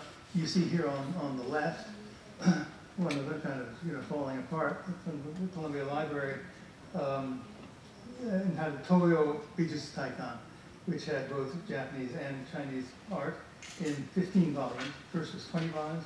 They produced about one volume a year over a long period of time. The company Shinbi Showing continued into the 1930s with further series and the active sale of single copies of the prints well into the 1930s. They promoted the export of these beautiful artworks, which may be found in many libraries throughout the world. As I mentioned, Columbia has a huge collection, but they're also in many American libraries, mostly stored away in some place where they store large books. After the war, as a quick postmark here, postscript, after the war, Shinbi Showing was incorporated into Benrido in Kyoto, itself a product of mid-Meiji, as a publisher of art reproductions in kalatype, the process used for the Kokuka method. They were mostly black and white, but you may know Benrido in Kyoto as a company that runs many of the shops in museums today, as well as doing exquisite monochrome prints of high-resolution photographs, and apparently is said to be the only surviving color kalatype printer in the world today. Okay, last section, I want to talk about these pioneers of the Japanese woodblock technique in the mid-Meiji period. This international setting, we find simultaneous but largely unrelated emergence of an interest in the Japanese color woodblock technique in France, England, and America. Partly this was because of the new knowledge of Japanese colored prints thanks to the boom in the trade in these years, but also because there seems to have been emerging among Western artists a variety of needs to which Japanese technique appealed. Each story is completely different and all are very interesting. Here I can offer only a very quick overview. On the right, next slide. So on the left you see the cover of a 2012 catalog at the French departmental, the department like a prefecture, departmental museum of Brittany, Bretagne, and in the city of Quimper, Quimper, which you see as a red dot on the map on the right. So just to orient yourself, you see the red dot of Quimper far out on the peninsula of Brittany. Across the channel up there is London, and then off to the right is Paris. And Brittany became a center of artistic activity in the mid and late 19th century for artists. The railway was built from Paris in 1862, so it was a very easy trip. And they would go there to basically enjoy the beautiful landscapes and to paint them. And in Pont-Aven, in particular, the Pont-Aven school, of which Gauguin is a leading example. The museum in Quimper, on the left, you see one of 3 exhibitions that they have held about the Japanese Bretagne collection, Japon Paris Bretagne. I was first shown these by Hayami-san of Unsodo, they had come to consult her, Unsodo, for information on the techniques. And so, okay, now, this print here is said to be probably the earliest one done in the Japanese technique in France. Jacqueline Basse, who's the leading scholar of the revival of woodblock printing in France from the late 1880s. Remember, woodblock printing had been around in Europe for many, many years, both with the grain, Durr did mostly that, and what is called cross-grain wood engraving, where you use a different technique. I won't get into the history of wood engraving in Japan, but there was a history, and it's rather interesting. But anyway, Jacqueline Bath wrote that this particular print would seem to be the first successful French attempt to imitate the Japanese woodcut technique. Technique and woodcut and woodblock, by the way, mean exactly the same thing. Woodcut was more common in the 19th century. Woodblock is more common today. There's no difference. At any rate, interest in Japanese art was very high in France at this time. It was just 1 year earlier that Siegfried Bing had published the first issue of Le Japon Artistique, Artistic Japan, which would continue until April of 1891, so 3 years, with simultaneous editions in both English and German. A remarkable publication, and there's a Japanese version of it as well now. This print is not only done in the Japanese technique here, but seems clearly influenced by Japanese print. So there's both the technique and the issues of composition, of design that were involved as well. I myself can't help seeing in it a strong resemblance to the early Meiji Tokyo landscapes of Kobayashi Kiyochika, of whom I wrote a book a long time ago. In the use of strong shadows, for example, these silhouettes, the bokashi gradation along the sky. This was something which actually did originate in Europe much earlier, but it became a signature of many Japanese landscapes, particularly Hokusai and Hiroshige along the top. The artist was Lepere, Auguste Louis Lepere, and he also did this print. These are comparisons that have been done by other scholars. I didn't dream them up myself, but on the left is a woodblock print, color woodblock print. You see the bokashi along the horizon, the high horizon, the enlarged foreground figure, and it's been proposed that a print like the Choki print on the left, precisely from the golden age of sunrise at New Year's, Hatsui no De, has been, they are quite striking, similar in composition in those respects. There is no rising sun on the one on the pairs on the left, but there is the bokashi gradation. So clearly they were looking at these prints and being influenced them not only for the technique, but for the design as well. The other crucial French figure was Henri Rivière. Here you see in the same year, apparently, but slightly later than the Lepere print, he was recording the building of the Eiffel Tower. And this is the workshop. You see the tower going up in the background there. This was he would continue. This is so Rivière would produce.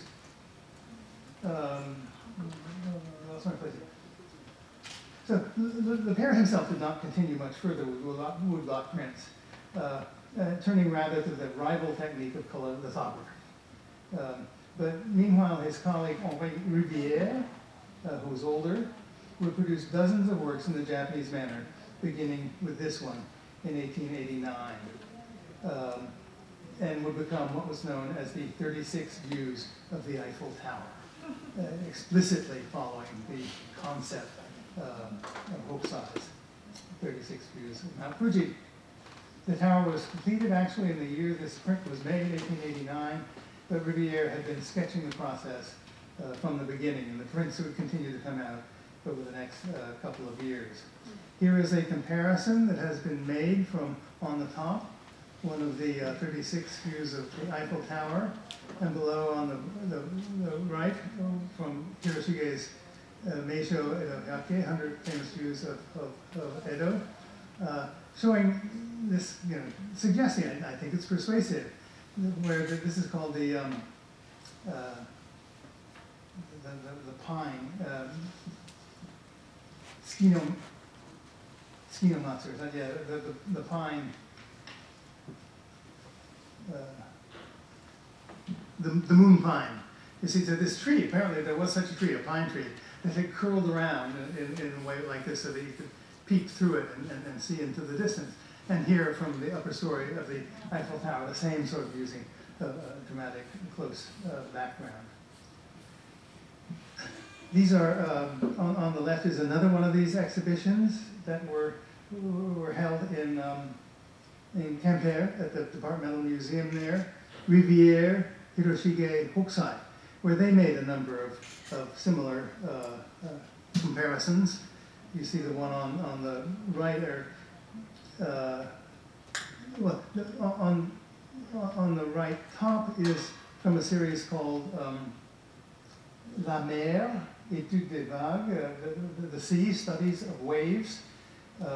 These were each 40 prints, all done by hand, all in woodblock.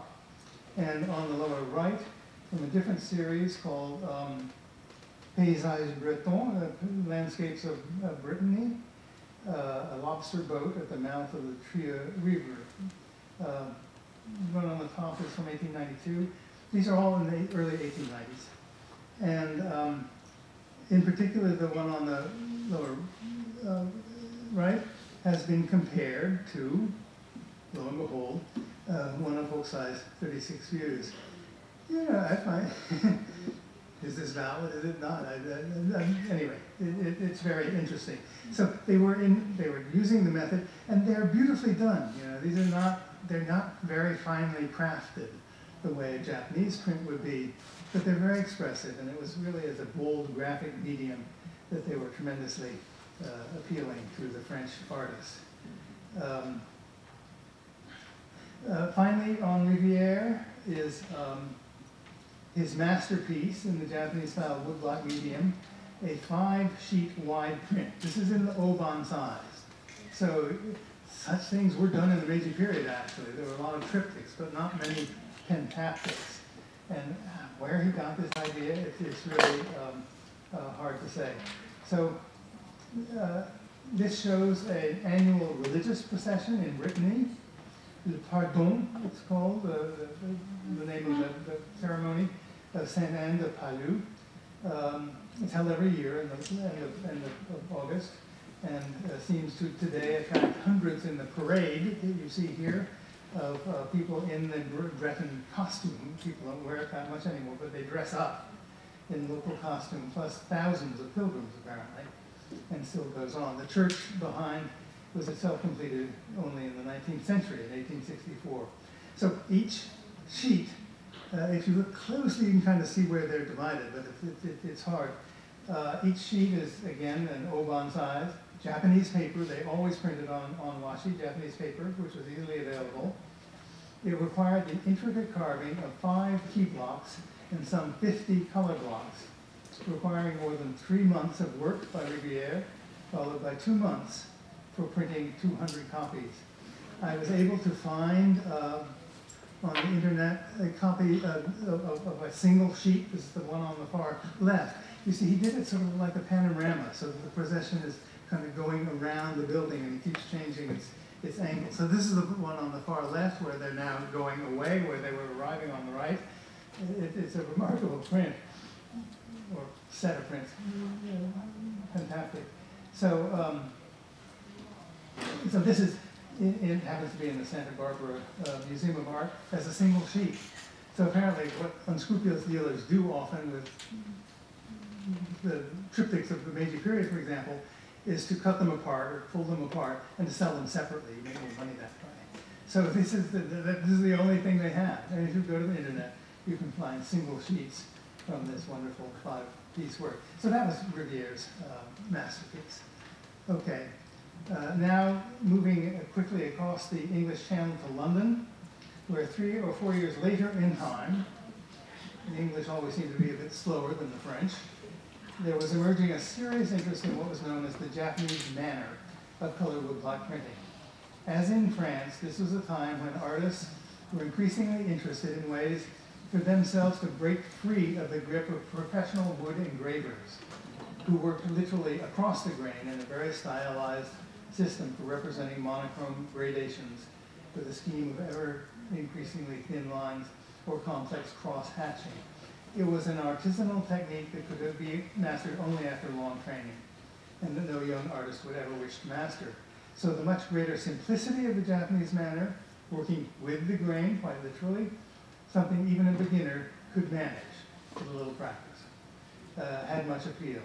English artists were also well aware of the work of Lepere and Riviere, but much slower to respond. The first evidence of the serious interest in the Japanese woodblock appeared in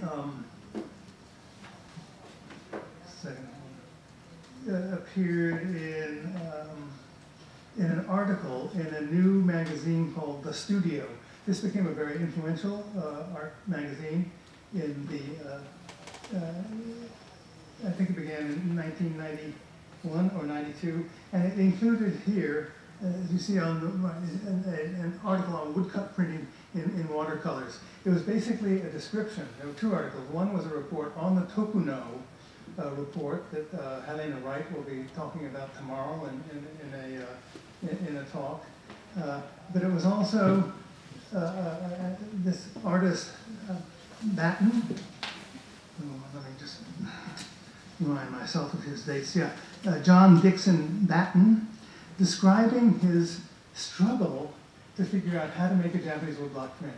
There was no one to tell him how to do it. He had a version of the Tokuno account, but that didn't help him much either. So I can't go into the details, but basically he describes the Japanese color technique as being, the great appeal lay in the fact that it was water rather than oil, which is what lithography generally used. So it's really a question of oil and water here. And that, to this day, the International Mokuhanga Association defines the works that you're allowed to display as being water-based in the pigments. So water was a crucial element for him. And he really did not produce much of anything himself that survives, at least. But a good friend of his, somewhat younger, was Frank Morley Fletcher, who went on to become slightly younger contemporary and a close acquaintance, who would go on to become the great teacher and proselytizer of the Japanese style of woodblock printing in England, which in the 1920s and 30s would emerge as a major movement of great productivity and creativity. As of 1894, Fletcher knew and would in time take very seriously the issues to be learned from the Tokuno report. But in the later 1890s, he worked mostly as a teacher for a period in Santa Barbara, California, in 1892-93, and thereafter at a number of schools in England, always teaching the Japanese method. This is a work of his that is particularly famous, iconic, one might also almost say, entitled Meadow Suite, 1896. It's a rather small print. I'd say it's about 6 inches wide, about 10 inches high. It's a rather small print, but I think one glance and you can see Hiroshige, really, this dramatic foreground view, this skillful use of bokashi, the red along the sky in the distance, upwards from the water below. It really is a gem. And the use of the shadows in the water. It's a lovely print. I would like to see the real thing someday. Anyway, it's quite well known. And Fletcher then went on to write this book in 1916, I believe it was.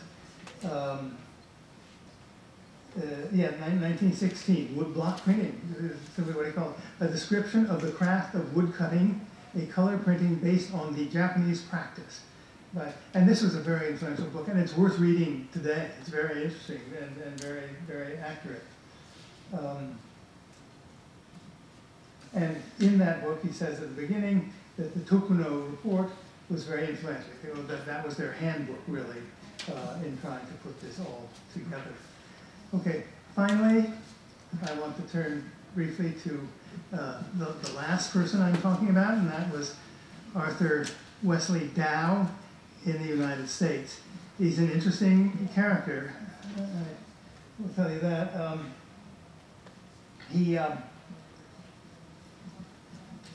So now we're crossing the Atlantic now. Before we were crossing the English Channel. Now we're in America.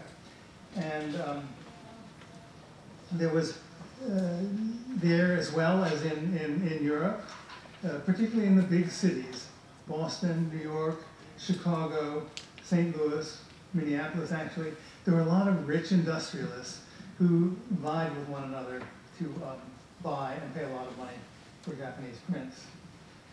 Anyway, this is a view of Dao, Arthur Wesley Dao, who grew up in Ipswich, Massachusetts, and then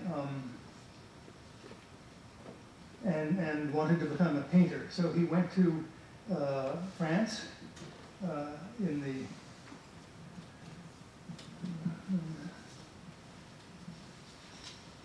he went to France in the late 1880s, I think, precisely the time when there was a lot of activity there. His painting style at the time was very conservative. On the left is what he did. He didn't like color very much. It's a very bland, it's a plein air, but not very interesting. As contrasted with Gauguin, who also, about the same time, was visiting Pont-Aven, the leader of what became the school there, and using very bright colors. Dao must have seen paintings like this, and he must have felt very conflicted, because himself then went on to produce prints with a lot of color. This is, his beginning interest in Japanese prints was when he came back to Ipswich. He was looking around for ideas, so he went to the Boston Public Library. He was looking for any kind of art, and he stumbled across Hokusai's manga, basically, the inspiration for almost everybody. And it just blew his mind. He just thought, wow, he'd never seen anything like this. And he became a great proselytizer of Japanese-inspired type of composition for the rest of his very productive career as a teacher, mostly in New York at Pratt Institute, and then at Columbia Teachers College. After he saw these prints at the Boston Public Library, he went to the Museum of Fine Arts, where Ernest Fenollosa, had just recently become the curator of the new Asian art department. And Fenollosa guided and supported Dao for the rest of his career. And he started making prints on his own, woodblock prints. On the left, you see the catalog, very slim catalog, at the Museum of Fine Arts, that long, narrow gallery that some of you may know if you've been there, a special exhibition of color prints. They're not calling them ukiyo-e or anything like that, just color prints by Arthur W. Dao. And they're of remarkable interest for a couple of reasons. Here you see one on the right. Let me just, you see one on the right. They're very, very small, about 2.5 inches wide by about 6, 7 inches tall. Tiny, tiny little prints. And he took 13 different scenes that he had sketched, drawn around where he lived in Ipswich, this port city north of Boston. And you see the Japanese influence immediately, the cutting off of things to the edge, the high landscape, all the characteristics of it. And then for each one of these 13, he printed about 10 versions, each one with different colors. This is something no one ever told you. You always print the same color, don't you? No, he was experimenting with, inking the blocks differently each time he did. He'd wash them off and he'd start again with a different color scheme. I have not seen views of the entire set, but, and here's what Fenollosa wrote about the process here. He said, it is the work, it's a wonderful article, it's a rather short introduction to the work of Dao.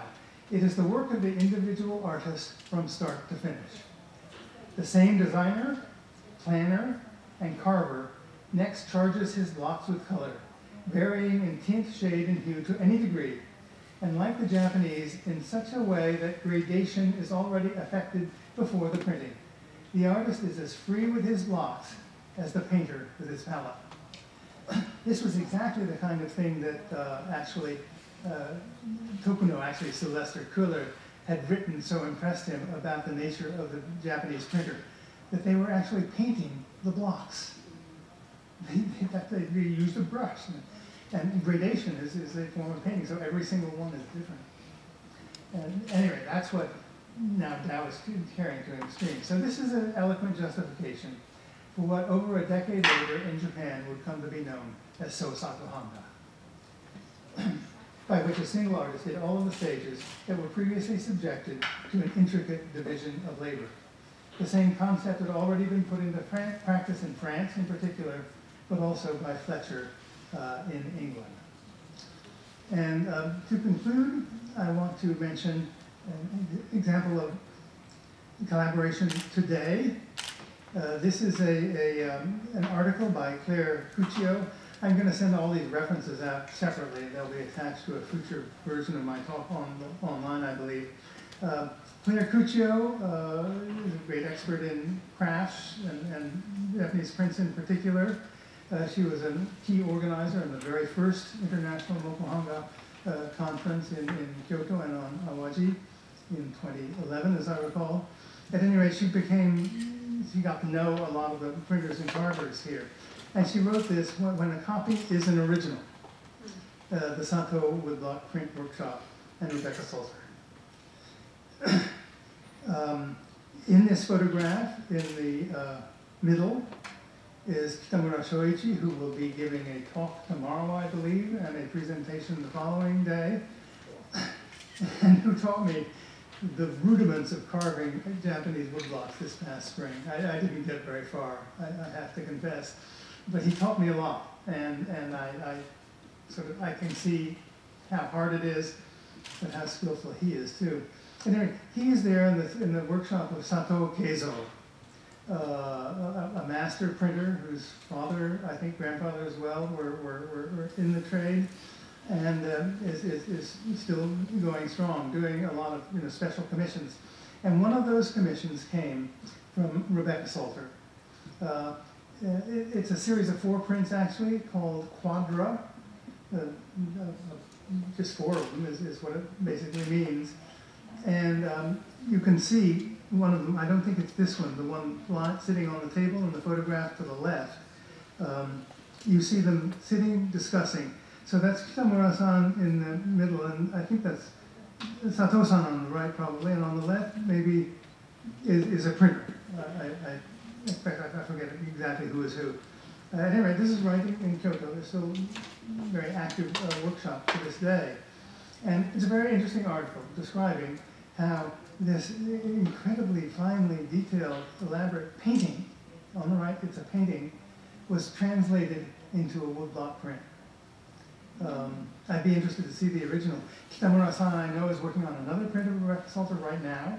He showed it to me in his workshop. It'll probably take a long time. But I think that this kind of collaboration leads me to conclude today with some thoughts on the many benefits of working together in the world of international mokuhanga. To be sure, most members probably work on their own, undertaking all of the 3 stages of designing, carving, and printing. But perhaps it is also worth considering a revival of what was actually common in the late Meiji period to the early Showa, of Western designers taking their work to professional publishers like Watanabe Shozaburo, who had his own, staff of carvers and printers for the Shinhanga that he created. It remains critical today to train an ongoing younger generation of dedicated carvers and printers in Japan to keep the most skilled qualities of the crafts alive. Adachi Hanga is doing this, and Dave Bull, at his Mokuhankan in Tokyo, is at least doing the same thing with printers. He's training young printers to do his work. That's another place you should visit. He said, oh, he's also something of a character. So that's my final thought, is that we should all work together to preserve tradition while always innovating for the future. And just thank you.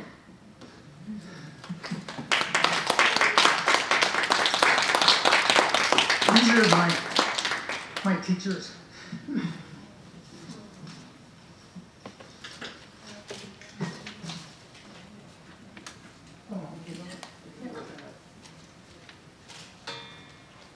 スミスさん、ありがとうございました。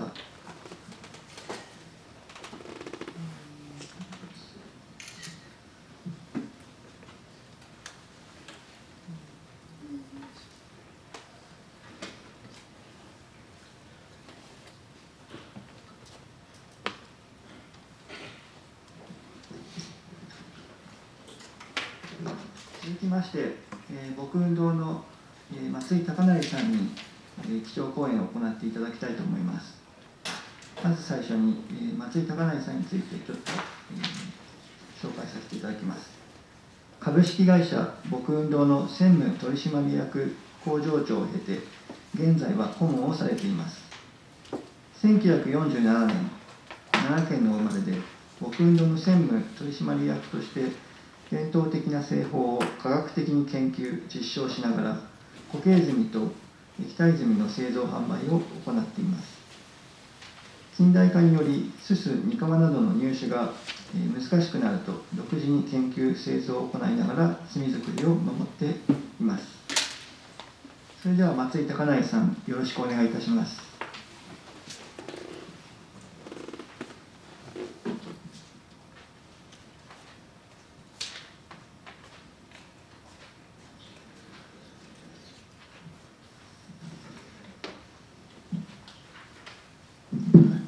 今、紹介に預かりました、Boku-Undoの松井と言います。よろしくお願いします。Matsui from Boku-Undo. Nice to meet you.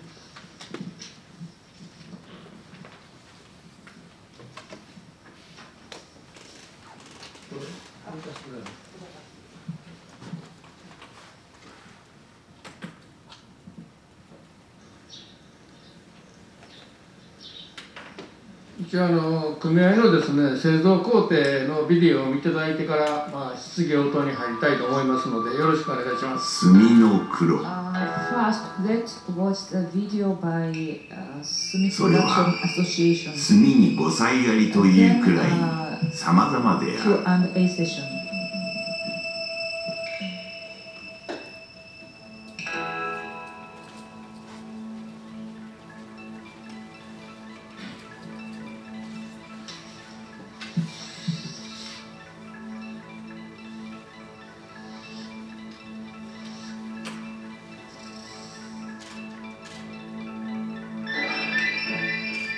漆黒の黒。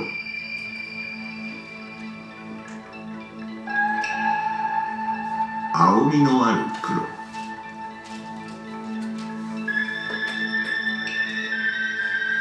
またにじみも炭の味わい。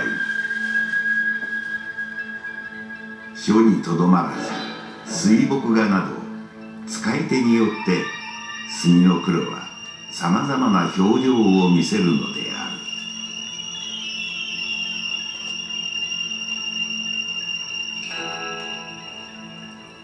その表現を可能にするのが固形炭。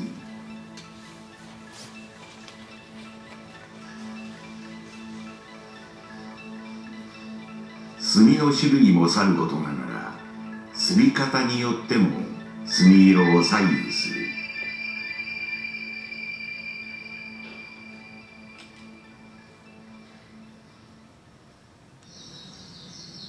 固形炭のおよそ 95% はここ奈良で作られている。奈良においての炭作りの歴史は古く、天平時代からおよそ1300年を誇る。炭作りが始まるのは決まって秋。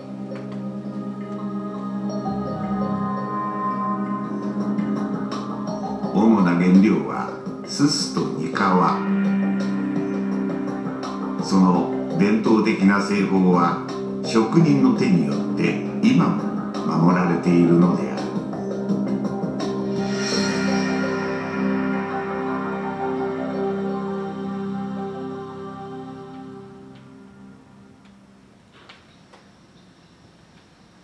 日本のふるさととも言われる歴史と文化豊かな奈良。日本においての墨作りの歴史を紐解けば、最初に文献に登場するのは日本書紀。飛鳥時代、朝鮮半島高麗の僧敦長が墨作りを伝えたのが始まりとされている。当時国政の中心であった飛鳥の地で墨作りが始まった。都が奈良から京都へ移ってからも奈良には社寺が残り、学問の中心として栄えたため、墨作りは奈良にとどまった。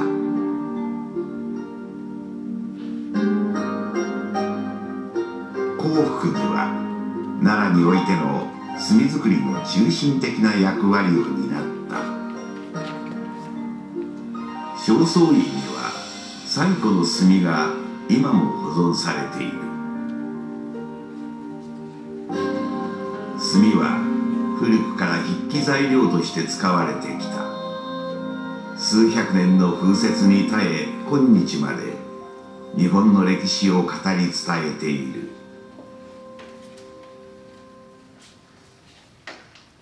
墨の主な原料はすす。このすすによって墨の色が左右される。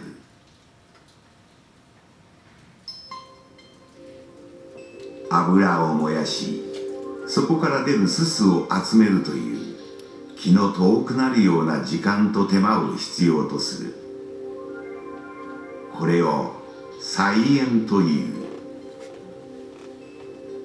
すすの種類には菜種やごまなどの植物油を燃やしすすを採取する油煙、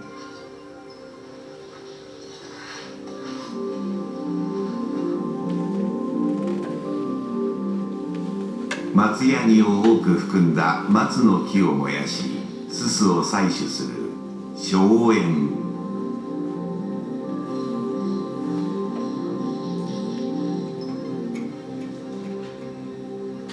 ナフタリンを液体にして燃やしすすを採取する改良油煙などがある。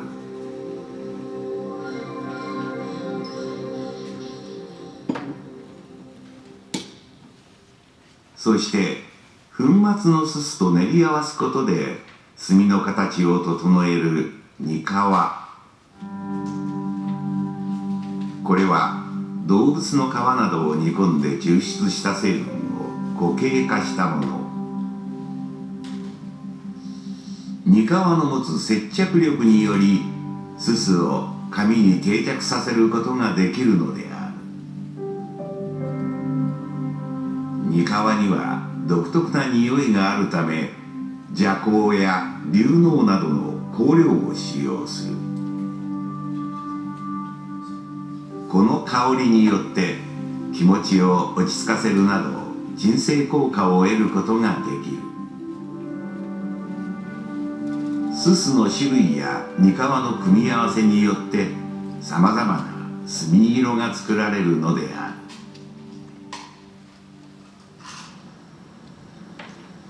墨作りが行われるのは11月から4月にかけての寒い時期。すすとにかわを合わせる練り合わせ。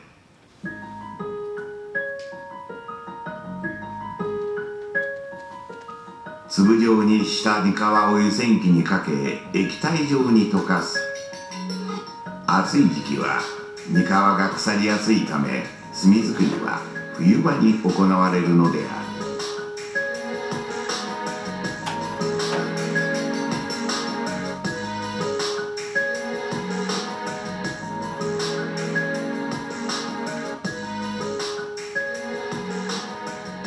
攪拌機にすす、にかわの溶液を入れ練り合わせる。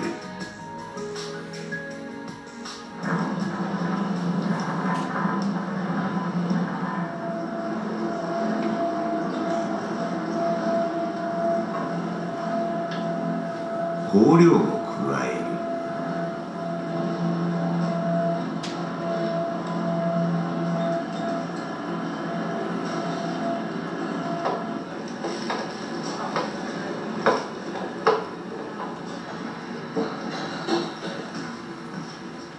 墨玉を小分けにし、税芯を使ってさらに練り込む。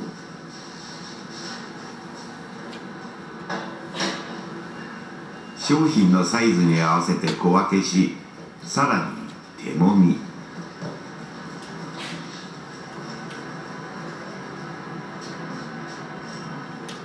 十分に練り上がったら墨を木型に入れ、形を整える。墨玉は冷えると硬くなるので、ぬくもりのあるうちに手早く型入れの作業を行う必要がある。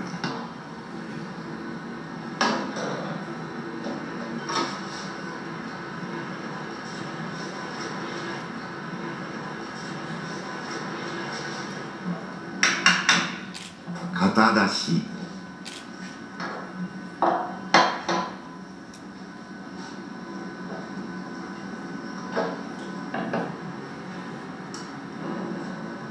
木型からはみ出た針を切り取る。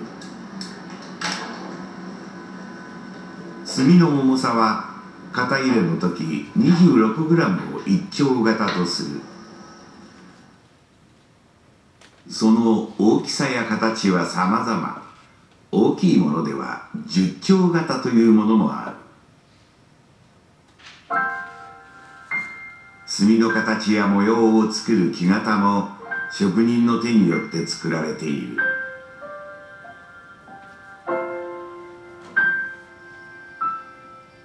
型師の手によって一面ずつ手彫りで作られる。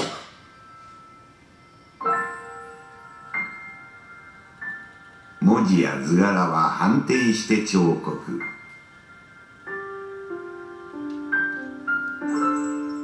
木型の材料には木目が緻密で硬い梨の木を使う。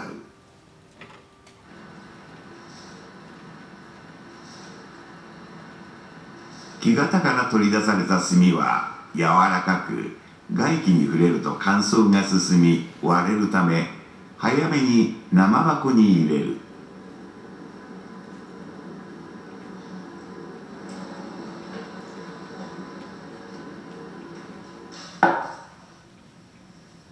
次は木灰を使って墨を乾燥させる工程。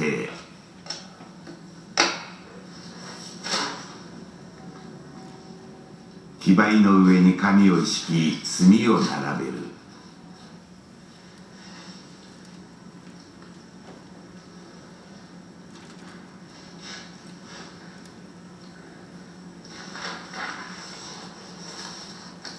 さらに紙を敷き、木灰で覆う。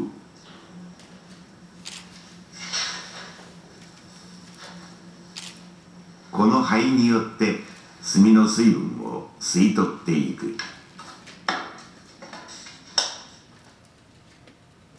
一日経って墨が少し硬くなると耳削りを行う。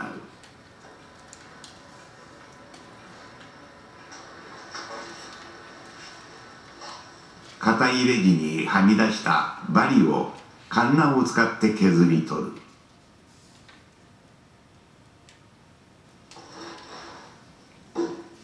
再び灰乾燥。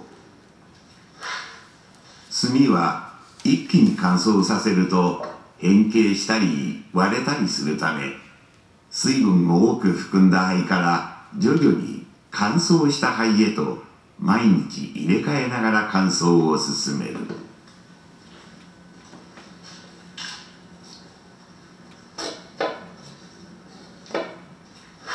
墨の大きさによっても異なるが、10日から30日の時間を必要とする。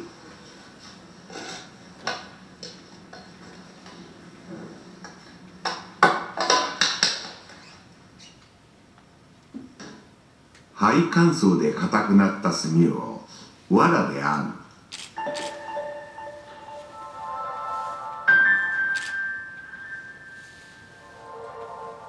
天井から吊るして30日から100日の時間をかけ自然乾燥を続ける。乾燥した炭の音、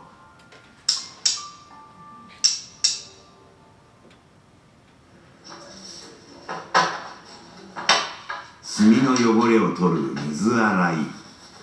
乾燥中に炭についた灰やほこりを水で素早く洗い取る。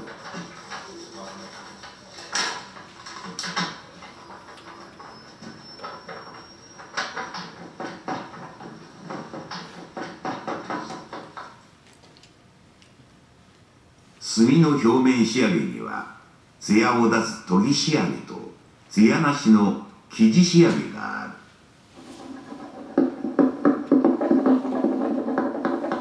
研ぎ仕上げはハマグリの貝殻で磨くことによって表面に光った艶が出る。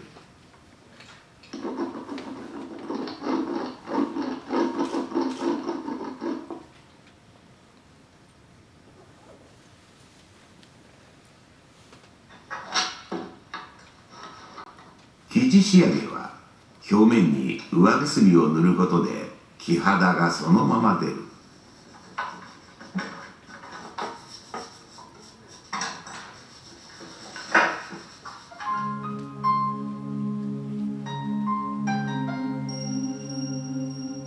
表面仕上げの終わった炭は井桁に散積みし乾燥を続ける。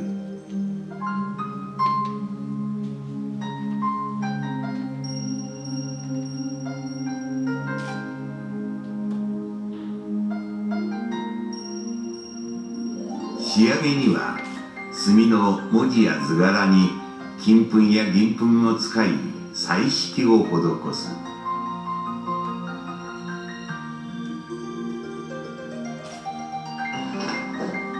出来上がった炭は一丁ずつ丁寧に包装する。香りも炭の大切な要素である。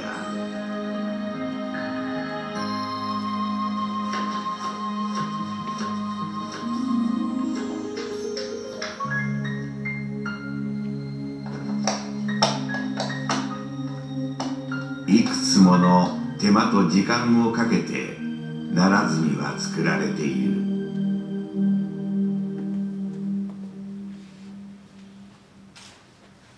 炭は書や水墨画に使用する以外にも美術品として扱われることもある。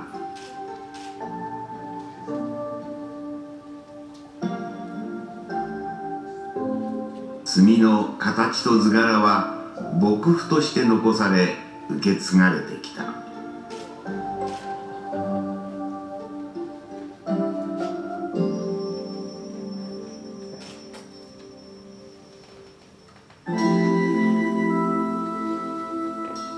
炭作りはすすとにかわを練り合わせて作るというシンプルな工程だからこそ職人の技や季節といった要素が大きく影響する。また使い手によっても炭は表情を変える。炭のすり方や濃度、書き方、使用するすずり、紙などによって表現が無限に広がる。炭を作る人、使う人によってさまざまな炭色が姿を現すのである。それゆえに炭は生きていると言われる。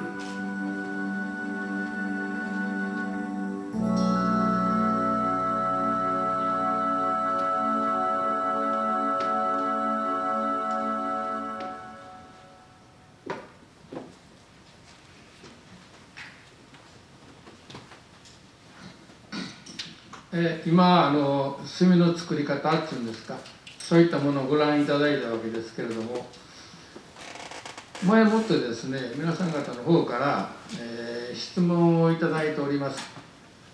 それについて、お答えしていきたいなと思っておりますのでよろしくお願いします。So you watched the production process of SUMI Ink.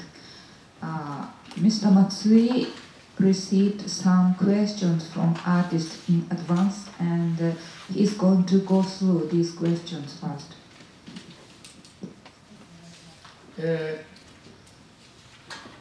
一番最初にですね、中国で作られ墨はまあ中国から伝わってきたわけですけれども、今現在中国とですね、日本とあと韓国と台湾ぐらいで墨は作られているわけですけれども、生産量の多いのは中国と日本ですね。で、中国の墨と日本の墨とどう違いますかという質問をいただいておったんですが、材料とですね、作り方はほぼ同じですけれども、使っているにかわとかですね、すすの細かい部分については違います。特に中国の墨はですね、大陸性気候でですね、非常に墨の状態について影響を及ぼしますので、にかわが弱いです。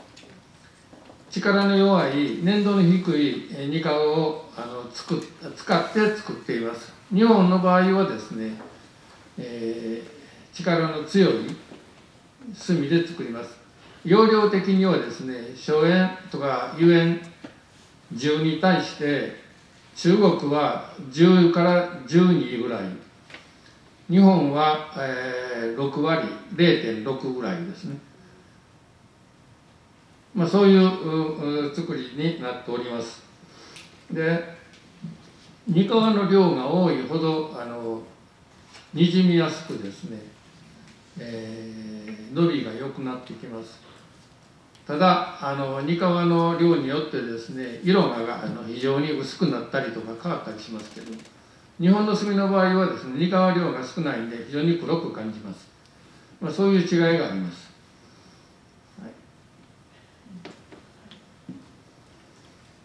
The first question is about the difference between Chinese and Japanese SUMI inks. And now SUMI ink is produced mainly in Japan, China, Taiwan, and Korea. And many of them are produced in Japan and China. And the main difference between Chinese and Japanese SUMI inks is proportion of animal glue nikawa in the product. And in Chinese ink, animal glue is relatively weak because of its continental climate. And as is written here, in Chinese SUMI, low viscosity glue is used in the rough proportion suit 100, glue 100 to 120. Japanese SUMI uses high viscosity glue in the proportion suit 100, glue about 60. And when the glue is weak and used much, SUMI ink is easily bleed and the color is pale. So Japanese SUMI ink is black and doesn't bleed easily. 次にですね、数多くの墨の種類の中で奈良で作っている墨の特徴は何ですかということで質問いただいたんですが、一番大きいのは奈良で油煙というすすが取られてからですね、油煙木が奈良の特徴になっております。それ以外に材料、ビデオに出てきました硝煙というのがあるんですけれども、硝煙と油煙の違いはですね、油煙の方が粒子が細かくて、硝煙の方が粒子が粗い。そういう特徴があるんですけれども、墨にしてしまうとですね、油煙の方が黒い。で、油としての光沢があってですね、硝煙の場合は粒子が粗くてですね、透明感が出てきますのでね、ちょっと違いがあるというところですね。So next question is what makes Nara SUMI so special? And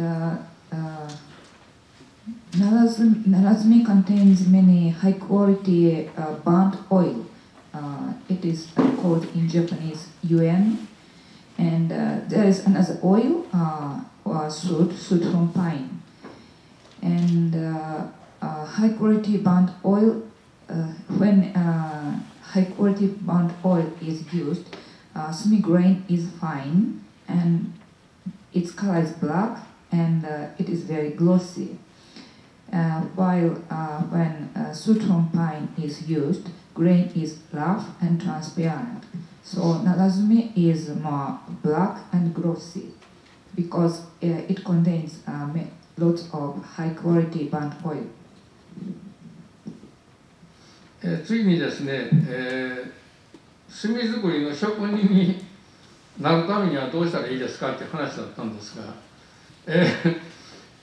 まあ、炭が好きであればですね、炭の先ほど出ておりました組合に相談していただいてですね、どこかの会社で修行を積んだらということです。まあ、ちなみに我々の会社でも若い子がたくさんいます。Next question is what kind of qualifications and training are needed to become a sumi craftsman? And the first requirement is to love sumi. And if you love sumi, come to us and ask where you can get training. So you had better work in the company and be trained. And in your company, many young people are getting training and working. 次にですね、中国の炭と日本の炭との匂いの違い、なぜでしょうかということですけれども、煮皮を使っているので、その匂いを隠すためにですね、香料を入れるわけです。で、香料の種類がまあ中国と日本と違うわけですね。それと煮皮を使う量によっても香料の使う量が違うのでね。ただ日本の場合は有効というんですか、そこはかとなく匂ってくる匂いというものを大切にしております。まあ、そういうなんで、龍のを主体にして他の香料をですね、混ぜて混合して炭独自のですね、それぞれの匂いを作って、使っております。Question is about the difference of smells between Japanese sumi and Chinese sumi. And this smell, fragrance is used to conceal or get rid of animal growth smell. It is not good. So we use something smells good. And smells differs or depends on the quantity and kinds of fragrance. In general, Japanese maker's goal is to create a pleasant, almost non-existent scent. So it is the main difference between Japanese and Chinese sumi in regard of the fragrance and smell. 次にですね、炭にはどんな保存剤が入ってますか、あるいは牧汁にはですね、環境に悪い化学物質が入っていますかということですが、固形の炭はですね、防腐剤とか一切入っておりません。煮皮とすすと香料だけです。だから湿気ている湿度の高いところに置くとカビが生えますんでね、気をつけてください。液体の炭についてはですね、使う材料が煮皮の場合、天然の煮皮の場合と合成古材、合成ののり剤とによって変わるんですけれども、両方ともですね、水を媒体にしてますんでね、水が腐りやすい状態になってはいけないので、水を腐らせないために少しの防腐剤は入れております。そういう違いがありますんでね、まあ、どちらも人体に影響がない、薬剤ですんでね、安心して使っていただけると思います。Next question is what kind of preservatives are used in SME ink? As the components in bottled SME environmentally safe? The answer is no preservatives are used in dry SME ink sticks. And liquid ink, Boku-Undo, contains two types of preservatives, natural glue and an artificial resin component. These both are added to prevent mold. Environmentally hazardous ingredients are not used. 次にですね、墨は1000年以上の歴史を持っています。1000年前に描かれた作品には変色が見られますか？あるいは墨の墨色は時間と光によって薄くなりますかということですが、基本的には変わりません。墨の耐久性とか耐候性というのはですね、いろんな発掘品とか美術品、そういった古文書などによっても分かるんですけれども、墨がですね、時間とともに、変わってくるというのはですね、にかわが変化劣化していくからなんです。にかわの力がその紙とか木管木とかにですね、ちょうどくっつける役目をしているわけですから、それがこう変化していくとですね、その書かれている墨の上を触るとですね、手についたりしますのでね、だから時間とともに書かれているものがですね、変わっていきます。で、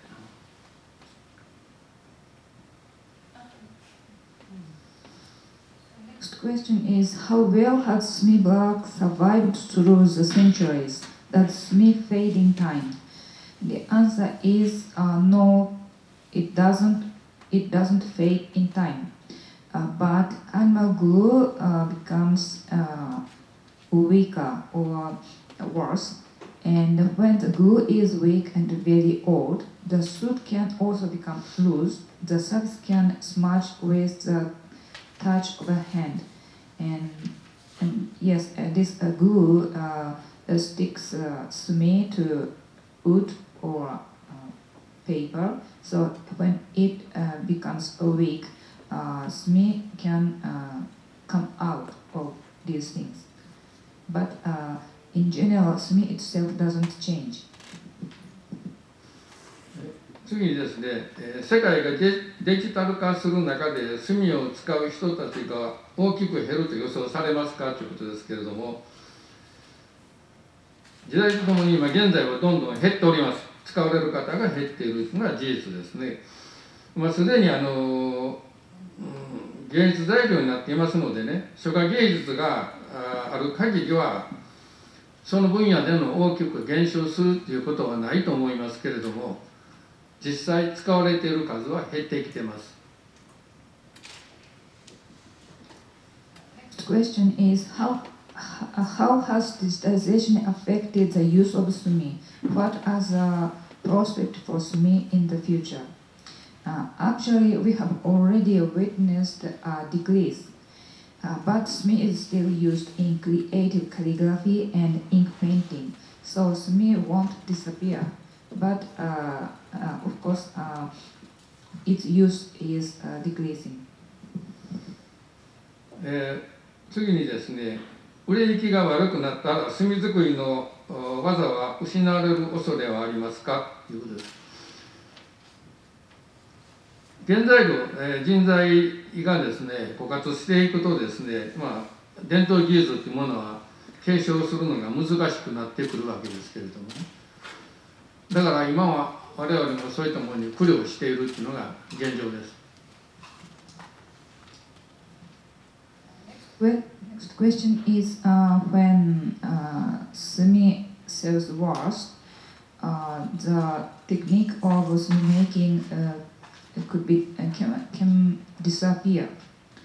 And the answer is yes. In general, traditional techniques are now very difficult to be continued, and SME making is the same. 次にですね、墨の未来についてどうお考えですかということですが、芸術材料から発展した墨ですんでね、それ以外の分野に行かないとですね、ただその書道用品の墨だけにとどまっていてはね、やっぱし少なくなってくるというか、需要が減ってきますんでね、墨を使う、黒いものを使うということを考えたら、建築材料ですね、それから園芸用品、それから精密機器、プリンターのインクなどもそうですね、そういったようないろんな分野に黒っていうものが使われてますんでね、そういったものに、出ていくということを考えるとですね、まだまだいろいろ可能性は出てくるんじゃないかなという気はしています。The question is, what kind of new use are there for sumi? Originally, sumi is used for art purpose in art field, but if it remains only in the art field, the demand is decreasing. So we are seeking a way to develop sumi in such things which is black color is used. And for example, it can be used in interior design, construction, garden planning, and ink for printers. So there are many interesting possibilities for sumi. 次にですね、木版画にはどんな墨が適していますか。拓本をするときに使う墨は、特別なものですかということですが、木版画用の墨でですね、重要なのは紙の裏にですね、ズボッと全部抜けてしまわないことですね。それと墨色が均一に、紙に移るという、紙面に乗るということです。で、同じようにですね、拓本もですね、相手の被託物、石をですね、汚したりはしてはいけないんですね。だからそういうなので、紙の裏まで墨が抜けてしまう、通ってしまうというのは、ダメなわけなんです。汚してしまうというのはダメです。で、墨の状態でいうともですね、にかわが効きすぎていると紙の裏まで抜けやすくなります。だからにかわがある程度弱くなってくる。じゃあどうするかというとですね、固形の墨、吸った墨で言いましたらですね、しばらく吸って置いておくとね、にかわが劣化して、それと同時に吸った墨が縮木といってですね、固まってくるわけです。そういう状態を何日か過ぎましたらですね、木版画に使っていただいても、拓本に使っていただいても使えると思います。その期間がですね、温度と湿度、夏と冬によってね、変わりますんでね、少しずつ経験積んでいただいたら分かると思いますけどね。Next question is, what is the difference between sumi used in frotage and woodblock printing, and which kind of sumi is suitable for woodblock printing? And so sumi used in woodblock printing needs to be dense enough so that it doesn't bleed excessively through the reserve side of the paper. Also, it is important that it spread evenly. And when sumi contains too much animal glue, it is easily goes through to the back side, reserve side. So it is good when the glue become weaker. It is a time to use for woodblock printing. And how you can get it? You can stick the glue by leaving the ink untouched several days after rubbing the stick on the inkstone with water. And in this process, glue becomes weaker, and the sumi it becomes more suitable for mokuhanga printing. And how many days the period depends on the weather and season. So please try to know how many days or which period you need to do this.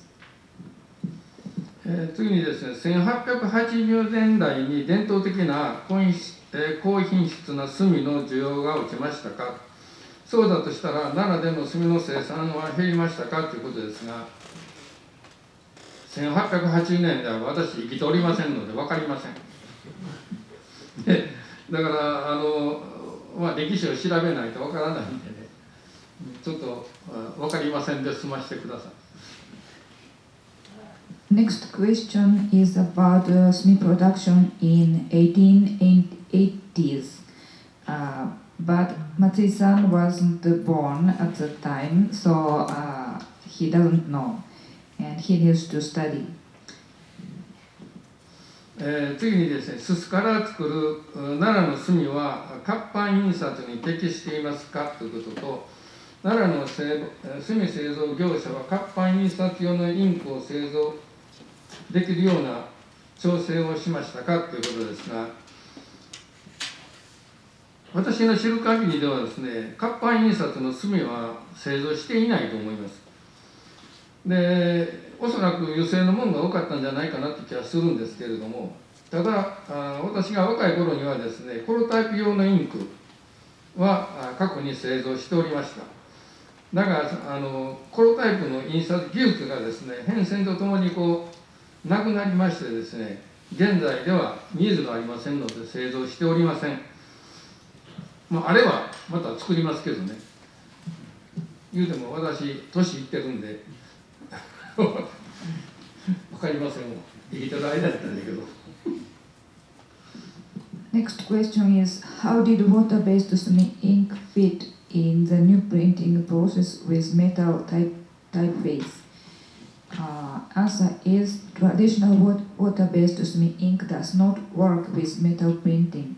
Metal typeface requires oil-based ink.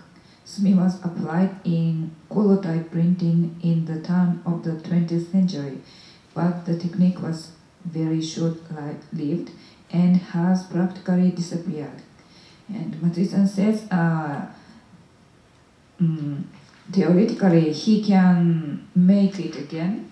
So when demand appears, but he is not sure he will live until that time.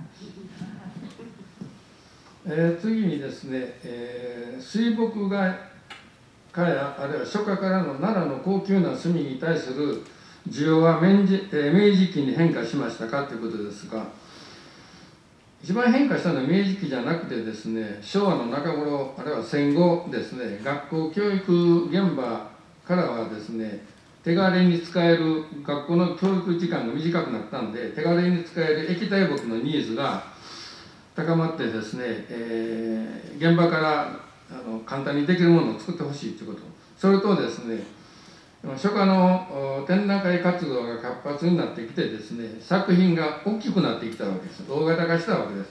それと多字数で1枚の紙に文字数がものすごく増えてきた。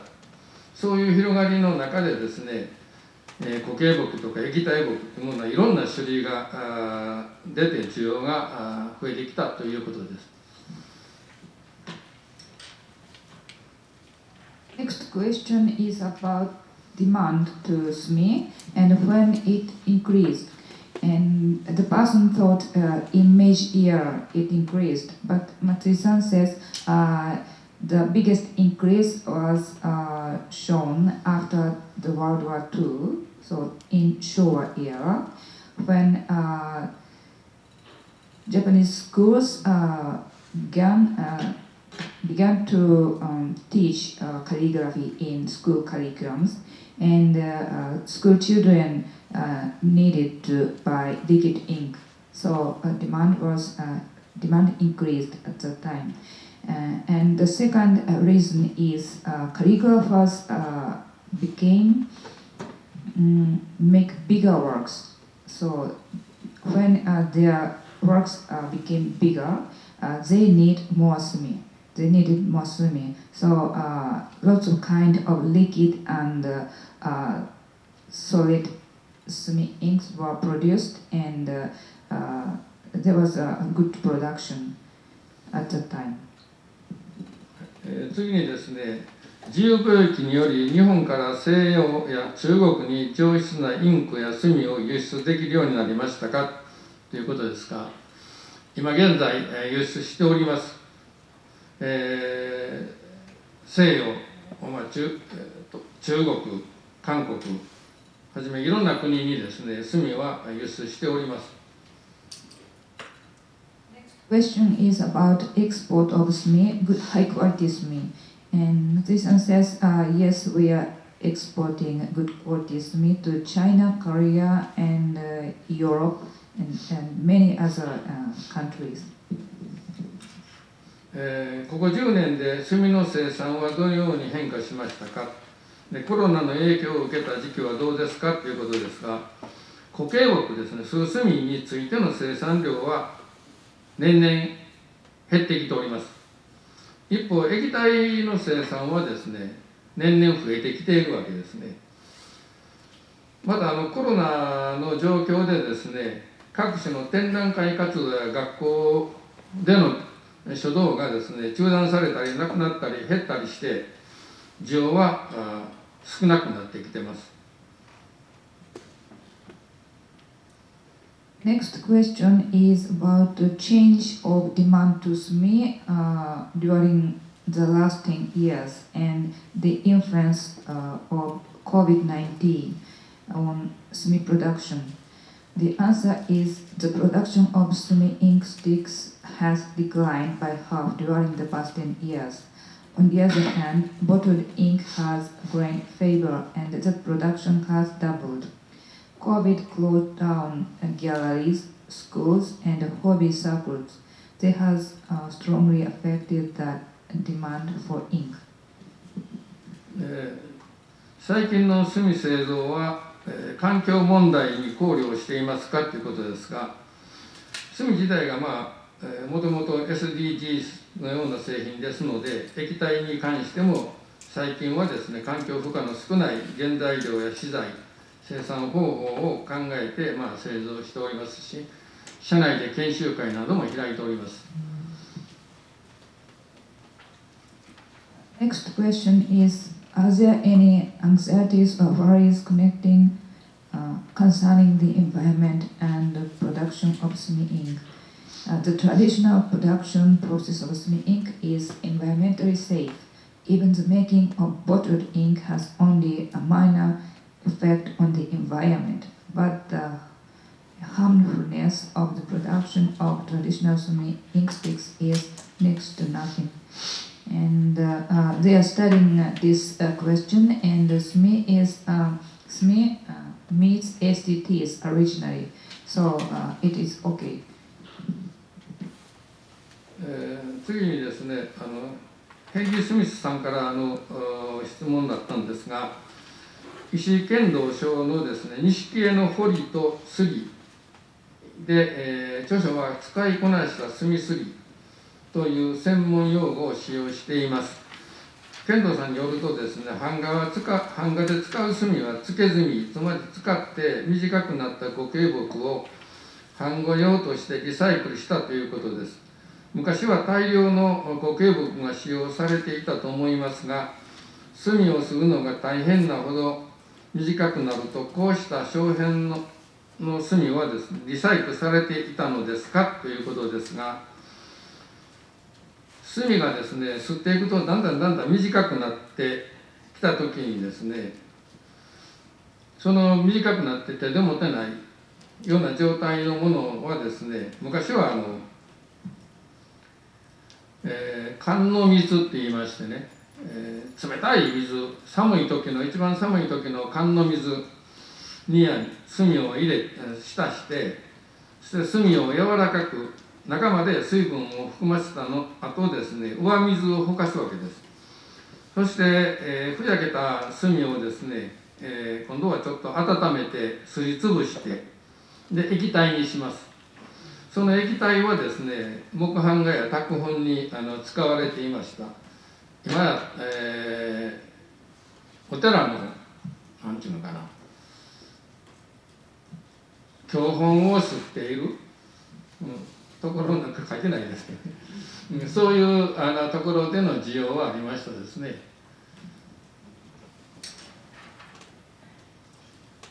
The last question is from Mr. Henry Smith. Are there any, Ishii Kendo's writes in his book, Nishikie no Hori to 3, 1929, that the sumi used for printing was, the recycling of the stubs of used ink sticks. How was tsukizumi made? Short stubs of used ink sticks were crushed into finer grains. Then cold water was poured over the mass. Ink was left soaking in water until the grains softened. Excess water was then poured away, and the soft sumi pulp was carefully warmed and kneaded to smooth it. Such sumi can be used in woodblock printing and frottage. And especially liquid sumi was used for woodblock printing. And in temples, they used such sumi to print their textbooks.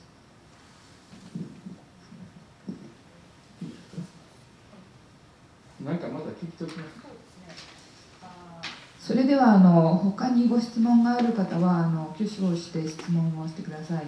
If you have any other questions, please raise your hand.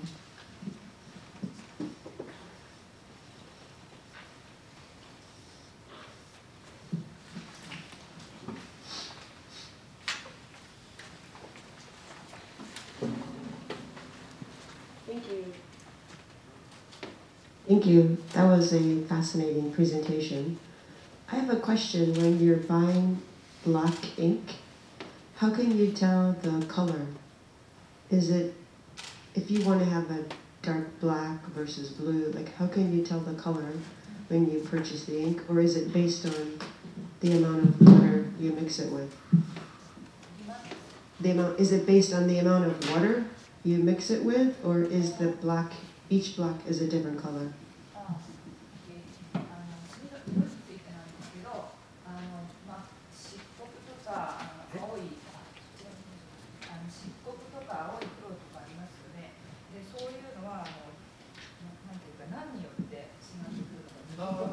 Sumiの色の違い。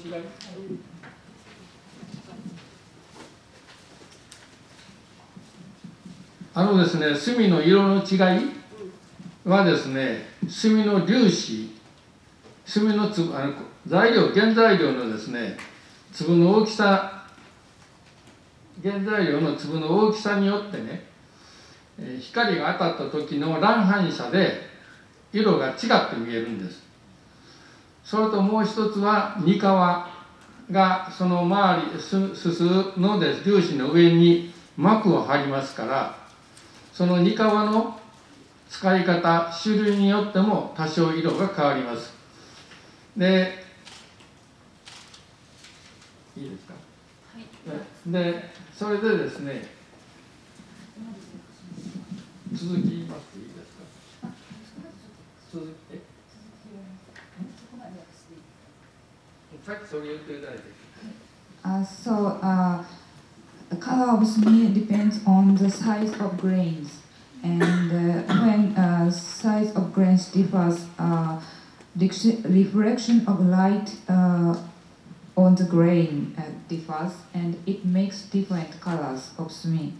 And the second point is animal glue makes a kind of wrap over the grains, and it affects the color of sumi. で、青木と言われる墨はですね、青い墨ですね。これは硝煙が多いです。で、硝煙の粒子径がですね、80ナノグラムですね。これ120ナノ。ところが油煙はですね、非常に粒子が細かくて黒く見えます。あるいはアンダートーンが赤黒く見えるっていうかな。それの粒子径っていうのは、20から40ナノぐらいの粒子径なんで、光が当たった時の乱反射によって色目が変わって見えるっていうのはそこにあるわけなんです。For example, size of grains of blue SME, it is from pine soot, and it is relatively big, 80 to 120 nano. And when SME is black, it is from soot oil or oil soot, and the grain is fine, 20 to 40 nano. And it makes black or reddish color. And when the size of a grain differs, reflection of light on the grain differs, and it makes different colors.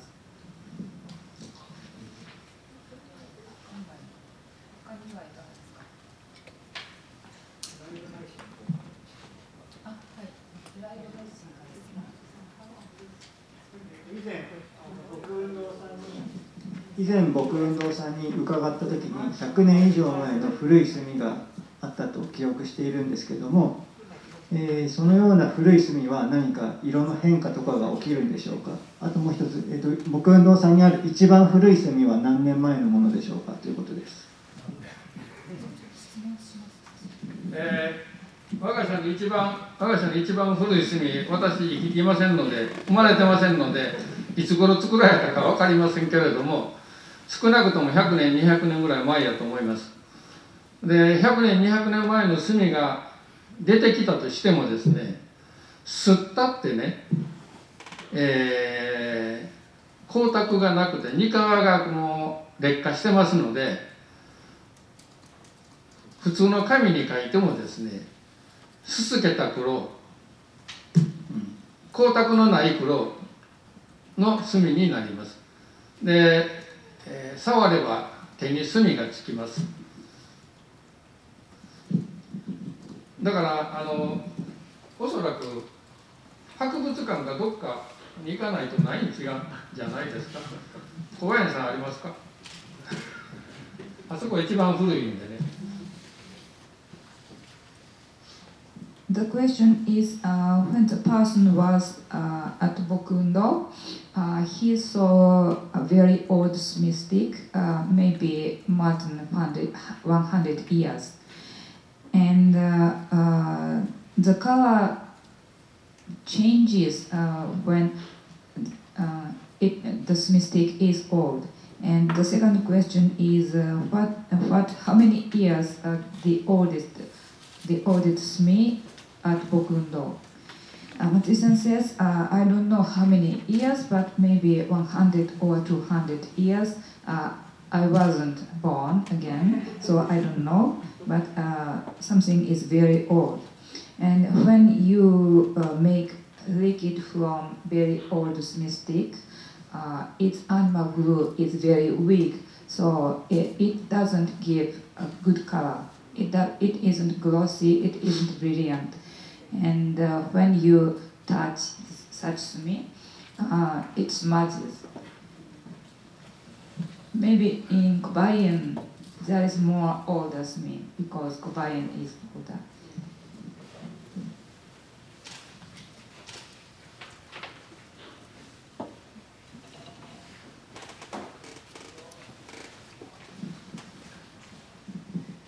Sorry, it's a follow-up question. So I would like to buy stick sumi. So when I go to buy it, how can I tell which ink makes a black color and which makes a bluish color, which has more red? How can you tell when you go to buy it what color the ink will be when you use it?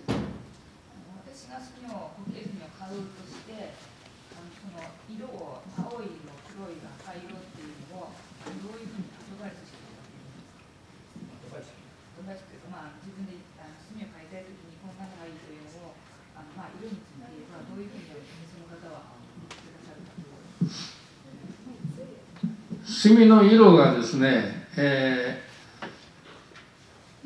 組合に何社か墨作ってるところがあるんですが、我が社の場合は墨の箱の裏にですね、蓋の裏にですね、墨の色の朱墨用の朱墨したですね、紙片がついてます。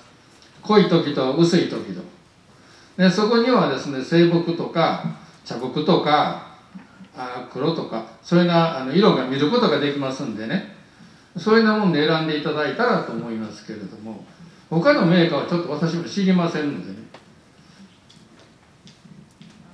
So usually manufacturers stick a piece of paper inside the box which shows what color the smear gives, and from pale one to dense one. So look at it, and usually there is an indication of color: blue, brown, and black. So we check such things.